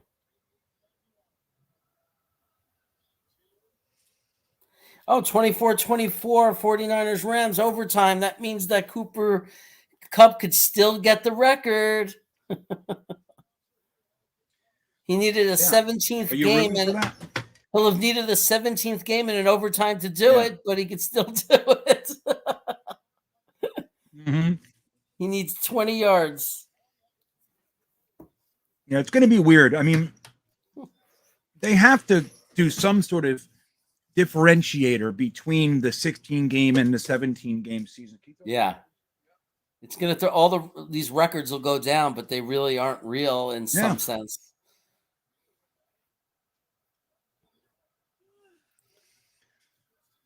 Yeah, I don't know. Ryan, I see Ryan and Greg are talking about Joe Douglas being on the clock. I don't see it, man. I think he told the Johnsons, I got a 5-year rebuild coming. And we're in year 2, and we're really in year 1. With the Saleh, they hired Saleh for 5 years. I think they have the plan, and they're going to implement the plan the hard way, the slow way. I don't think there's any pressure whatsoever. And I think that's the best way to be. Joe Douglas should be here for the next 5 years, period, without question. At the end of 5 years, or whatever it is, it's 6 years, if it's 4.5 years, you know what I mean? Joe Douglas should be here. Catch the until ball the end of his contract. And that's the way it should be, in my opinion. Let him do it. They're just Jeremy, deciding, don't get hey, all upset. they're just going to pull Relax. Zach's numbers down. I just don't like it when they mess up his numbers, man. I know. Well, listen, let me tell you what I'm hearing. What I'm hearing is that your main concern is that people can't talk bad about Zach. Why do you care? Well, I'll take a lot of crap for Tell it, me. man. Because I got a lot of wise guys who I can't wait to shut up. That's no motivation, man. Yeah. Don't let them get to you like that. Yeah, it's just the ugliest offensive game we played, but we're depleted. I get it. We have nobody. 8th sack, dude. 8 sacks. 8 sacks. Yeah. Don't worry about like what people say. Like, who cares, man? Like, we know we watched Zach Wilson's rookie year. We watched him climb through the gates of what looked like hell at times. He has nobody out there, and he's still throwing darts. You know, it's Tariq Black, dude. Tariq Black was on the practice squad this morning. You know what I mean? Like, essentially. Yeah. It's like, what do you know? He threw it right to him.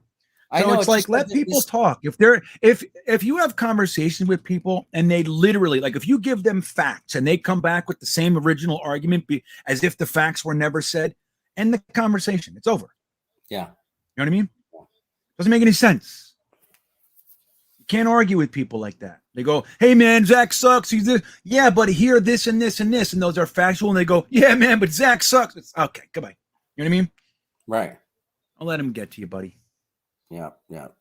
Also, what bothers me is that now this game's going to look like a blowout because they got the ball back at the 50.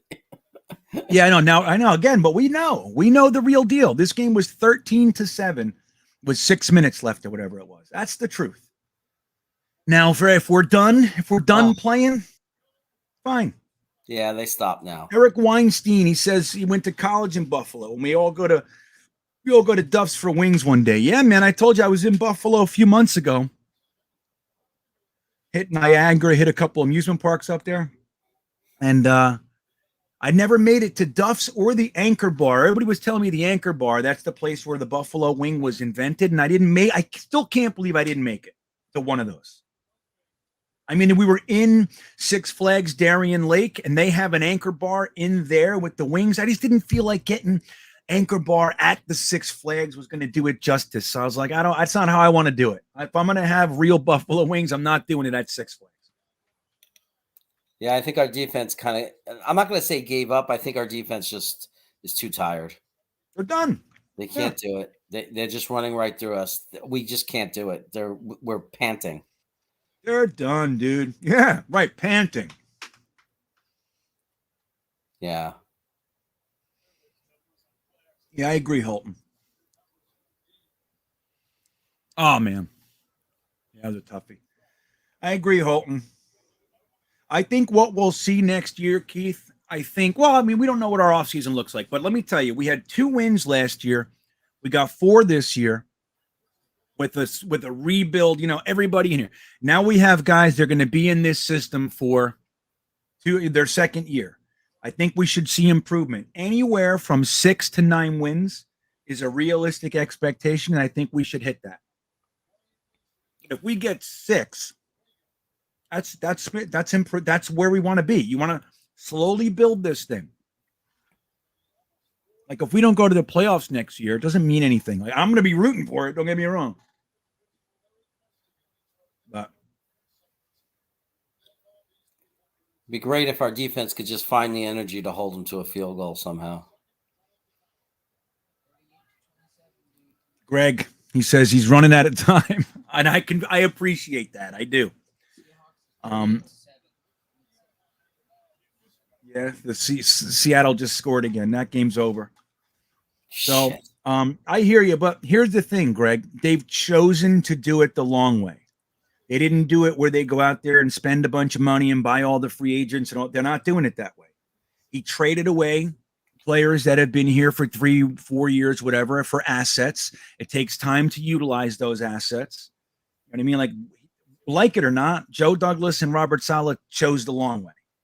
Starting rookies. We had more rookies than any other team in the NFL on the field. Youngest team in the league, like all that stuff. It's like, I hear you, man. I do. And believe me when I tell you, I would like nothing more than to flip this thing and go to the Super Bowl next year. But I just don't think that's a realistic expectation because they didn't choose to do it that way. This isn't the 2015, Revis, Cromartie, Gilchrist, Screen, Chris Ivory. It's like, it's not that. It's just not that year. Different tactic. Wow, the referee, the quarterback, everybody got their ass kicked on that play. Ooh, that was a pretty late hit. Did they call a flag on us for that? We didn't only knock Josh Allen into the wall, we knocked the referee into the wall. Good. That's right. That's what you get. That's what you get for being a referee. That's right. You're on the football field. I mean, I'm not rooting for anybody to get hurt, but hey, you're running around. What do you want to, want to pretend that you're not in field of battle here?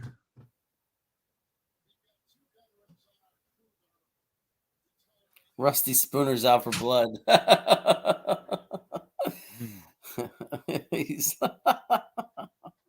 Yeah. So Seattle just blew it. So, hey, man. This one didn't go our way, friends. Not the best day for us. But you know what? Whether you're 7th in the draft or 10th, it's all about who we end up picking. Mm-hmm. I mean, at the end of the line, our picks got to work out. Our picks got to pan out. We got to make the right picks. Yeah, that's what it's about. There are great players in the draft. Great players. You got to know which ones to take. That's much. You don't buy into the hype. There are players that are overhyped. There are players that everybody falls in love with. You don't listen to any of that noise. You just go and you do your system. You have a great scouting department. You have really top-notch personnel men at the top. Phil Savage, Chad Alexander, and those guys. He fell. And you listen to them. That's it. Josh Allen fell, but he got the handoff off, and we stopped him. It's 2nd and goal. How about a goal line stand? So we could say, screw you, penalty, and we didn't give up the points. Yeah, I'd like that. It's not happening. Our defense is done. This is where they jam it in, and it looks like a 30-10 game, but we all know it wasn't. We all know it wasn't. We know what this game was. Yeah. It's like 7:30. I hate that it's 7:30. I like it to be 3:30. That's what I want. You know what I mean? Yeah. I hear you. Like where you are. Yeah. I hear you. No, I hear because it's Sunday and I got a long week ahead of me.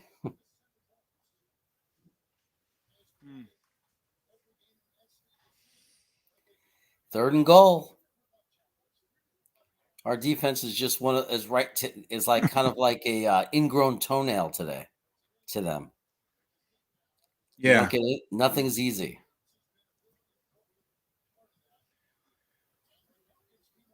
Keeping the game Let's as see. ugly as we can keep it.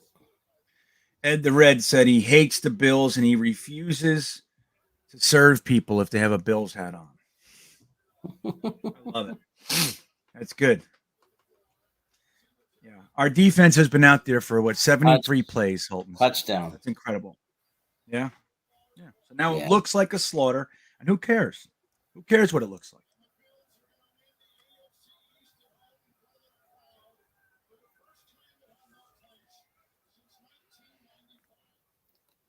It's the first you mean? time that they clinched a division at home in front of their fans since 1995. Wow. It's been a while.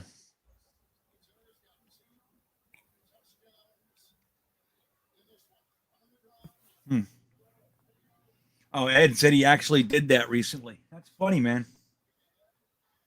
That's funny. No, Rich, I got one more ooey gooey as backup. I ate the other one. Hey, here's the one that's gone. Whoops. That's for later. I'm running onto Amazon to find out if I can get that. Dude, I'm telling you. Well, you shouldn't right now. You're trying to get a leg up on this thing, but when you come you're back, right. ooey gooey butter cake is no joke, dude. Do you know what happened 3 days into the diet? I'm not kidding you about this. Like the second day into the diet, one of our good friends from New York sent us a Junior's cheesecake. Why'd they do that? It was for like I didn't know. holidays. Oh, well, I was thinking about you guys next, and he sent a Junior's cheesecake. So what I did was I ate a light lunch after 12, and before 8, and I didn't eat dinner. I just had a big piece of Junior's cheesecake. Uh-huh. Yeah, I guess you could justify that. I'm not familiar with Junior's cheesecake. Well, Junior's is like the most famous cheesecake in the world. Like it's a bakery in Brooklyn, and they're famous for their cheesecake. They've been doing it for well Really? over 100 years. So, okay. Junior's is a restaurant chain in the original location in Flatbush Avenue. yeah. Location Times Square. Yeah, so now they're a chain. They're all over the joint. Yeah, Good they for got them. one at Grand Central Station down in the food court, but they ship these cheesecakes on dry ice, but they've done that forever. They've done that for 30, 40 years. Yeah. Well, that's nice. It just sucks. Look, you got to know this. It's like every time I wanted to get clean, Jeremy, and this is real. I'm going to give you some real talk. Yeah. Every time I tried to get clean, like I would get sober for like 2 days, 3 days, and I'm having that struggle. And then all of a sudden, out of nowhere, I would remember something I put in the bottom of a shoe in the back of my closet. And then it would all of a sudden pop into my head. Or this has happened more than once. I'll be walking down the street and I would find drugs on the ground. Let me tell you something. I never found drugs when I needed drugs. Not one time in my entire life. But when I'm trying to get clean, I found it numerous times, more than once, man. Just on the ground, sitting there, drugs. Like, what? So you got to know that there are people like to talk about their higher power or God connect. Dude, there's absolutely a negative side to this thing, man. And it doesn't want you to get thin, doesn't want you to be happy, buddy. Yeah. Make no mistake. Yep. Nine sacks, and now we have another offensive lineman down. Who is it? Who's down? I can't Feeney? tell. Something with Put in Piercebacher. What is this? Moses is down. Oh, he made it almost the whole year. Incredible. He's just like, you know what? I'm done here today. Let me tell you, I'm done. First of all, it's bothering me that the Bills are still acting like assholes and doing everything they can to hurt him and to hurt Zach and to pound him. So I almost kind of like, I'm almost going to call for a chop block right now. But the just to teach them a lesson, because they shouldn't even be in the game at this point because they won the game. They should take out their starters. So I don't even know what maybe those guys they did. are doing in the game. Maybe they did take out their starters, and the young guys are just taking the opportunity to, I mean, is it their starting defensive line? I can't even tell. I wonder if Moses is. By the way, it looks like a bad injury too. So that may that's AJ. Yeah, that's AJ Epineza. He's trying to show that he was worth that number 1 pick. He's not a starter, I don't think. I think he's rotational. The shitty thing is that this might impact. Are we re-signing Morgan Moses, because that looks like a bad injury? Why does it look bad? He just looks down. Is he limping or anything? Did he stand up yet? Because they're playing around with his knee. And I'm a very negative guy sometimes. I'm telling you, man. Sometimes it's thick around you, buddy. I'm trying to help you. That's what I'm doing. That's what this stream has become. Me trying to help you. It's like Jeremy therapy intervention or something. Oh, he's walking off. He's limping off. He's gonna be fine. He's the toughest he's the toughest guy I've ever seen. He's limping. He's hurt, but he's walking off. The fact that he's walking off shows he'll be ready for next year. The more he walks, the better he looks. Yeah, see, there you go. Should Zach even be in there at this point? 9 sacks. I mean, what are we waiting for him to get hurt? Yeah, let him finish the game. Man it up. Let's go, kid. You're in this mess. Zip up our suitcase. We're leaving. Of course, of course, Carter dropped that. He almost makes the most amazing sidearm make a play out of nothing play, and it's dropped. Of course. Of course.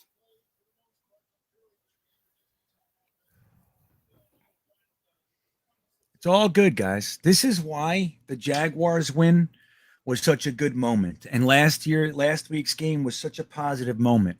It's like, we need that.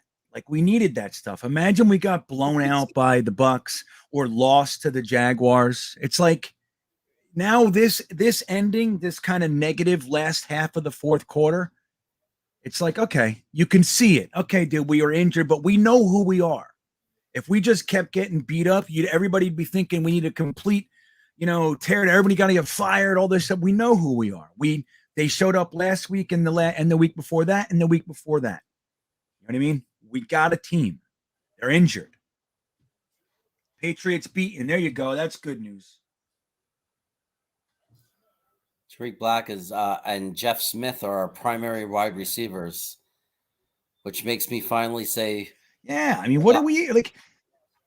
Yeah, I mean, look, did anybody, and I called for a win, all the stuff I do, you know what I mean? But I didn't. I mean, it's like, yeah, I'll root for a win, but did we really think we were going to compete today? Our third string is going to somehow manage to beat the division champions who've been rebuilding, who are on the 5th year of their rebuild? I never would have guessed we would have stayed in 3 points to the fourth quarter. We stayed within 3 points through 3 quarters. And if our offense could have done if our offense could have done, all they had to do was get a few first downs instead of 3 and outs and give our defense a blow, and it would have been a different fourth quarter. But they couldn't even do that. And that's the problem. That's what happens when you have literally 3 and 4 new offensive linemen in there. Yeah. New center, new guard, new left tackle. You got running backs hurt. You're on your 4th and 5th, really your 5th string wide receivers. Well, you had Cole. He was technically our 3rd. But so you have Cole. You had Crowder for a quarter and a half, maybe. But like, what did we think?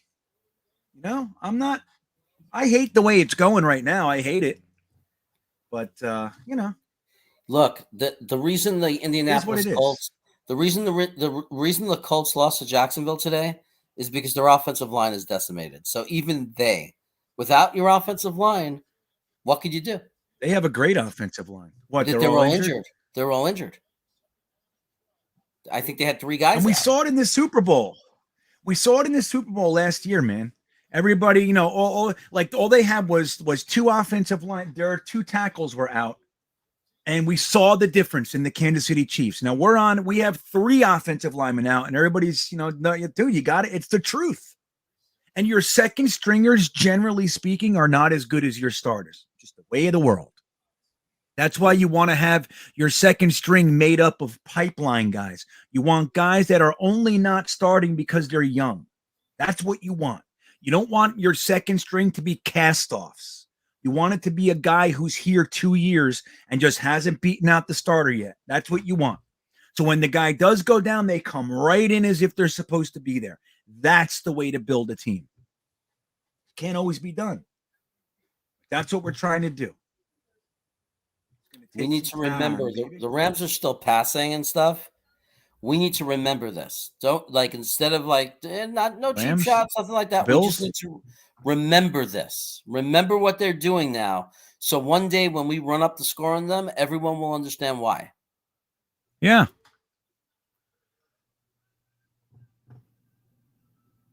Yeah. I mean, this is what they did. Remember, this was the game that everybody cried about. Wasn't it the first Bills game? Remember Moses and everybody were like, man, they ran up the score. Man. Remember? Yep. They all cried. So now they're doing it again. They're saying, you remember when you guys cried like a bunch of little children? Here's some more. Yeah. That's what I want. I want them to do that. I fucking love it, Jeremy. I love it when they do that. But when I want my guys to be filled with hatred. That's what I want. Yep. They are a football team. I don't like the signing each other's jerseys after I don't want any of that. I want them to be sick. I want them to remember this and go, I'll never want to feel like this again. And if you don't feel like that, cut them. That's simple. They should feel like that. Like Joe Douglas said, I want guys who hate to lose more than they like to win. That is exactly what I want. And I love it when we're not there. Let teams just keep punching you in your face while you're down, kicking you in your ribs while you're down. The fight's over, but they're still kicking you. Why? Because it shapes you. We want warriors. That's what we want.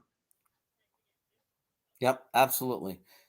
That's right. Can't wait. And they won't be rookies anymore, Abe. Like, sorry, Abe said, don't forget the rookies won't be rookies. That's it. It's like a coming of age. You know, you have an older brother who picks on you. Then you're 16 years old, and then one day he picks on you and you flatten him. You know what I mean?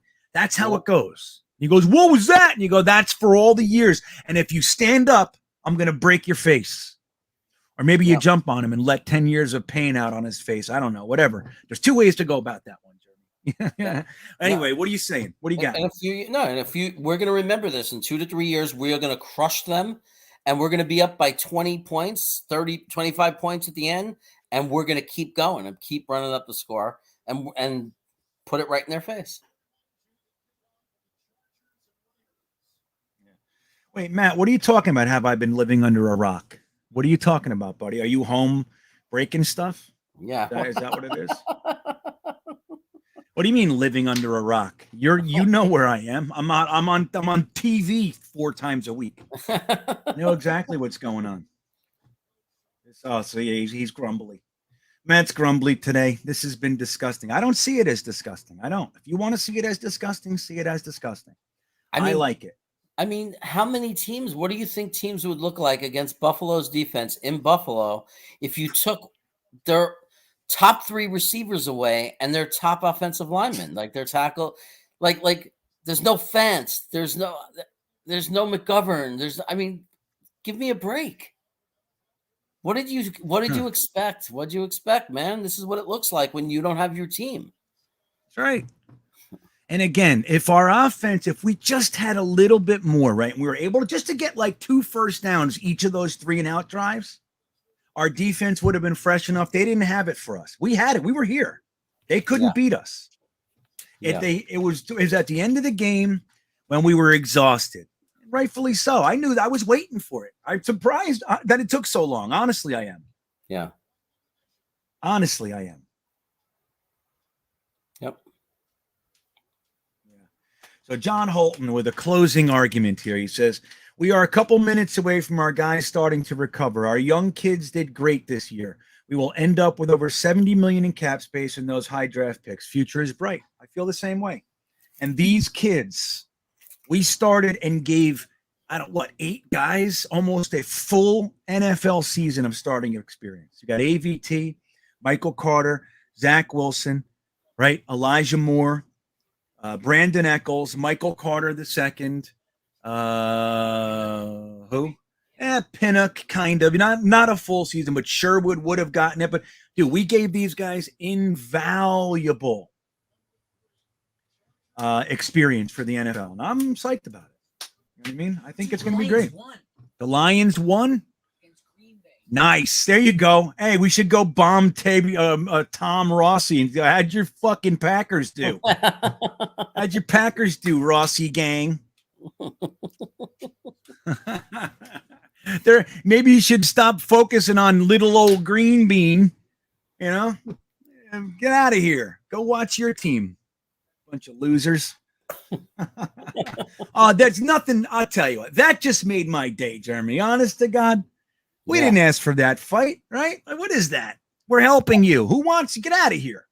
It's like a painter coming in your house and starting to paint your walls without you wanting. He's like, "Well, hey, what are you doing?" No, I'm helping. I'm helping you. You want this? This is good for you.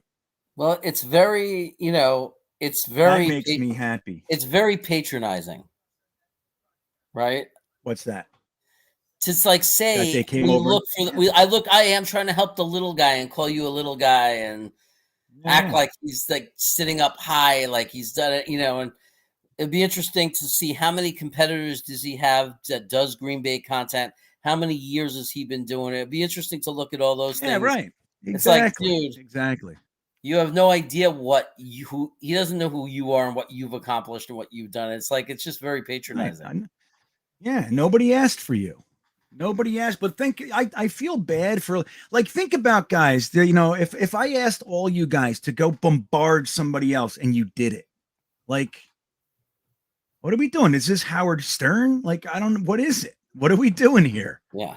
I don't know. I would never ask that of anybody. It just seems childish. Really weird, okay, guys.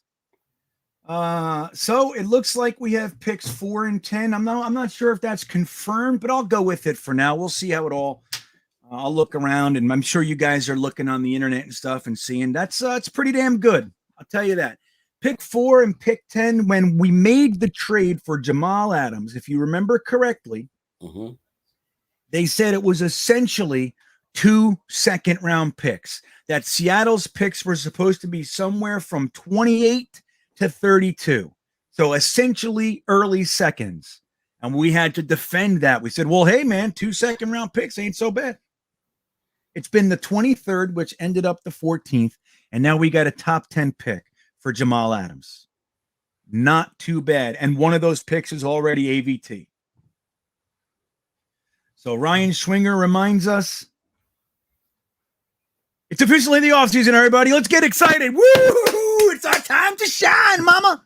That's right. You know it. This is the best time of year. This is the best time of year, baby. Too bad we can't. Oh, we love it. Too bad we can't, that we don't have the schedule, because we could do predictions for 2023, 22. Yeah, it's mock draft time, right, Holton? No, guys, I see Big Green and some other guys. No, I appreciate it, friends. I really do. But I would never ask that. I would never want that.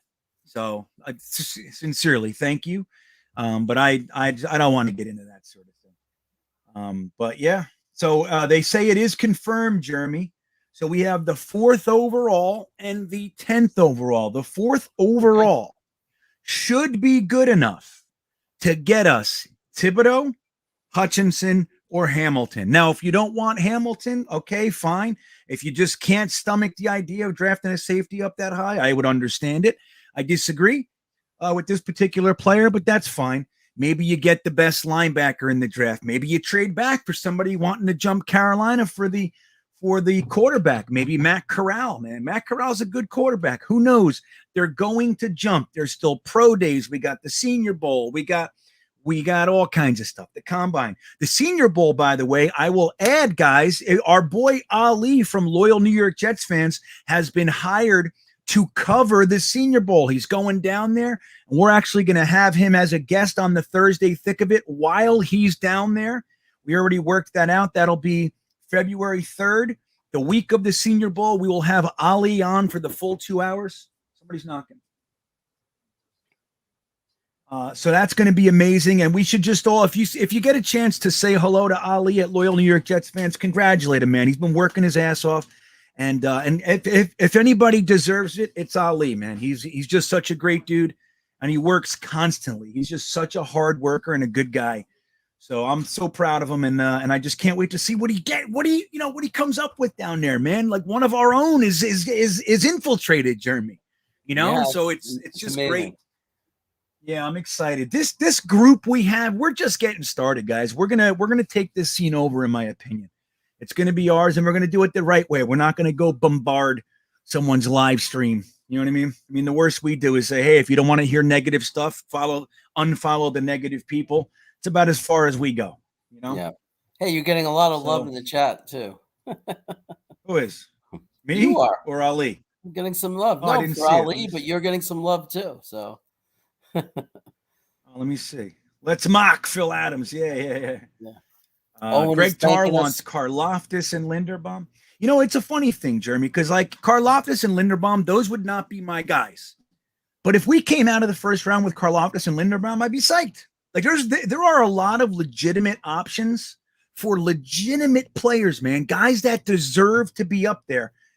We can find them. Like we have 2 top 10 picks, man. The only thing I don't want to see is packaging them to move up. That's it. That's the only thing I don't want to see. I understand they might love Hutchinson or whatever, but that would bother me. Now, if you used like number 4 and you're one of your seconds to move up to number 2 to get Hutchinson, okay, maybe.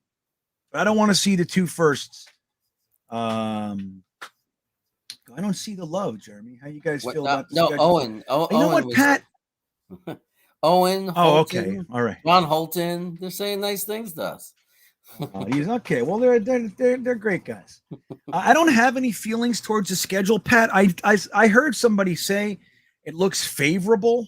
Maybe it was even in here today. Maybe it was you, Pat. I'm not really sure. I didn't put much thought into that yet. I just saw the graphic, so I'm not really sure. Who do we play next year? We play the AFC North, right? Don't we play like the Ravens and those guys, Pittsburgh next year? I'm not sure. If so, that doesn't feel easy. But Phil Adams says the GreenBean chat preseason predictions ended up 8-9. Is that right? I remember us saying. Remember the last live stream that I did? That was all predictions. People were saying we came up with 11-6 as our final record for the year. That's what we said. remember, I had the I don't wine. know, but either. Remember, I had the wine, What? and I was predicting us winning 56-10. Oh my God, 4,700, 37 touchdowns. Yeah, I said, guys, Jeremy's drunk, and I was just kidding, and he goes, I am. I'm like, oh, And I okay. held up a glass Makes of sense. wine. Yeah, Greg Tarr congratulating Ali. Owen says thank you for this season. It made me, yeah, man. You guys made it more enjoyable for me too, man. I assure you, I appreciate Jeremy helping me out because my internet is so spotty traveling around. I started to get nervous that I was going to lose service, so I asked him if he would hang out in the event I lose. At least it keeps the stream going, and I can come back and all that. Kind of a rooted in something solid. So that worked out. I appreciate it, Jeremy. And Holton saying I'm the best. Yeah, man. Yeah. Thank you, Holton. I love you, buddy. You're You good are stuff. the best. Oh, thank you. Owen thanking. Yeah, you guys are the best. Right. Abe, dump the doc. He can't block for shit. Yeah, I think he should be. Just, sign him, Nolte. Sign him for 2 years. Keep him on the roster. You know what I mean? And it's all about competition. Bring in a kid, You got a super chat but whatever, there. whatever they choose. I You got a think super chat, I'd so like we to don't see put them Doctor. all. Thank you. Okay, awesome. I see it. Thank you. Vafadoosed. Hey, there you are, buddy. I'm sorry about that earlier. I haven't seen you since that happened. I was like, oh no, he's mad. Hopefully you're not. My hand was moving quick, and I saw it disappear. It said Vafadoosed. I was like, I had to manually go in and find you in the blocked list. So I'm sorry that happened that way. I'm sorry that you were the one that ended up getting the axe there, but it was not intentional, and I do apologize. I'm glad you're back, buddy. I'm glad you're back. So Holton says AFC North and the NFC East. Oh, that's fun. That's fun. Wow. The SNY post game is already annoying. Duncan, that's funny. Oh my God. Hunter, thank you, Hunter. All right, let me see this super chat. Phil reminds us, he says, chat started out 0-6 and ended up 8-9. Well, hey, we're only 4 games off, right, Phil? Salty Nuts says, GreenBean, our season-long therapist. Yeah, well, thank you, man. It's my pleasure. It's my pleasure. Now, let me tell you, One of the things that works for me is like when I talk to someone else, I hear shit. Like my sincere desire to help someone, that's what helps me. So I don't know what I'm talking about. But it's like, honestly, you guys help me, man. Being together, having the forum to vent and all that, it's very helpful. Very helpful. Amarella, there he is. He says, in fairness, if we said we'll play the season with no Carl Lawson, May, Joyner, Becton, Corey Davis, Elijah Moore, our predictions would have been closer to the 4-13 finish. I think that is very appropriate, that statement. Honestly, I do. I think that's good. Right. If you said, all right, listen, here's your deal. No Becton, no this, no that, no this, no that. Jared Davis, the whole thing. You're going to be finding guys off the street. Denzel Mims is going to turn into, looks like somebody he's going to turn into Lawrence Cager. It's like, what? What are we talking about? Yeah. So we would have definitely, I agree with, we would have definitely had different thoughts. I don't think. Well, Greg. Wait, what do you mean soon? Look what Greg says. He's hopefully you can provide therapy for a bunch of arrogant winners soon. Oh, I thought you said whiners. Winner. Yeah. Okay. Well, I don't know how to do that, Greg. I've never been a winner. Okay. All right. My wife is reminding me that I have reached my data quota. So I'm going to say thank you to everybody. I will be back. Tomorrow's podcast will be released as normal, around 6 to 9 a.m. in the morning. GreenBean's Jets Pod, episode 54, I think it is. I want to thank Jetnation. If you guys haven't subbed to this channel, man, please do. Jetnation is just the best. They provide a safe place and a forum for free Jets content for over 20 years. And they do YouTube right here on YouTube. So if you haven't subbed to this channel, please do. If you haven't subbed to GreenBean Jetsfan, please do. And of course, Jeremy has reached 200 subs. So I don't know when the date is. He'll let us know, but he has agreed to swallow like a little tiny dot of hot sauce, little wimp. A full teaspoon of the tablespoon, but I'm not impressed. But anyway, he's going to do it. We'll watch his head sweat. But anyway, guys, I appreciate you being here. I hope you have a great rest of the night. And Jeremy, thanks again, buddy. I appreciate thank you. You made this the best season in years for me. This is usually, since 2016, I've been watching 90% of my games alone. So this has been amazing. Having a friend. Wow, what a turnaround. Yeah. What a turnaround. All right, guys, you have a great night. We'll see you next time.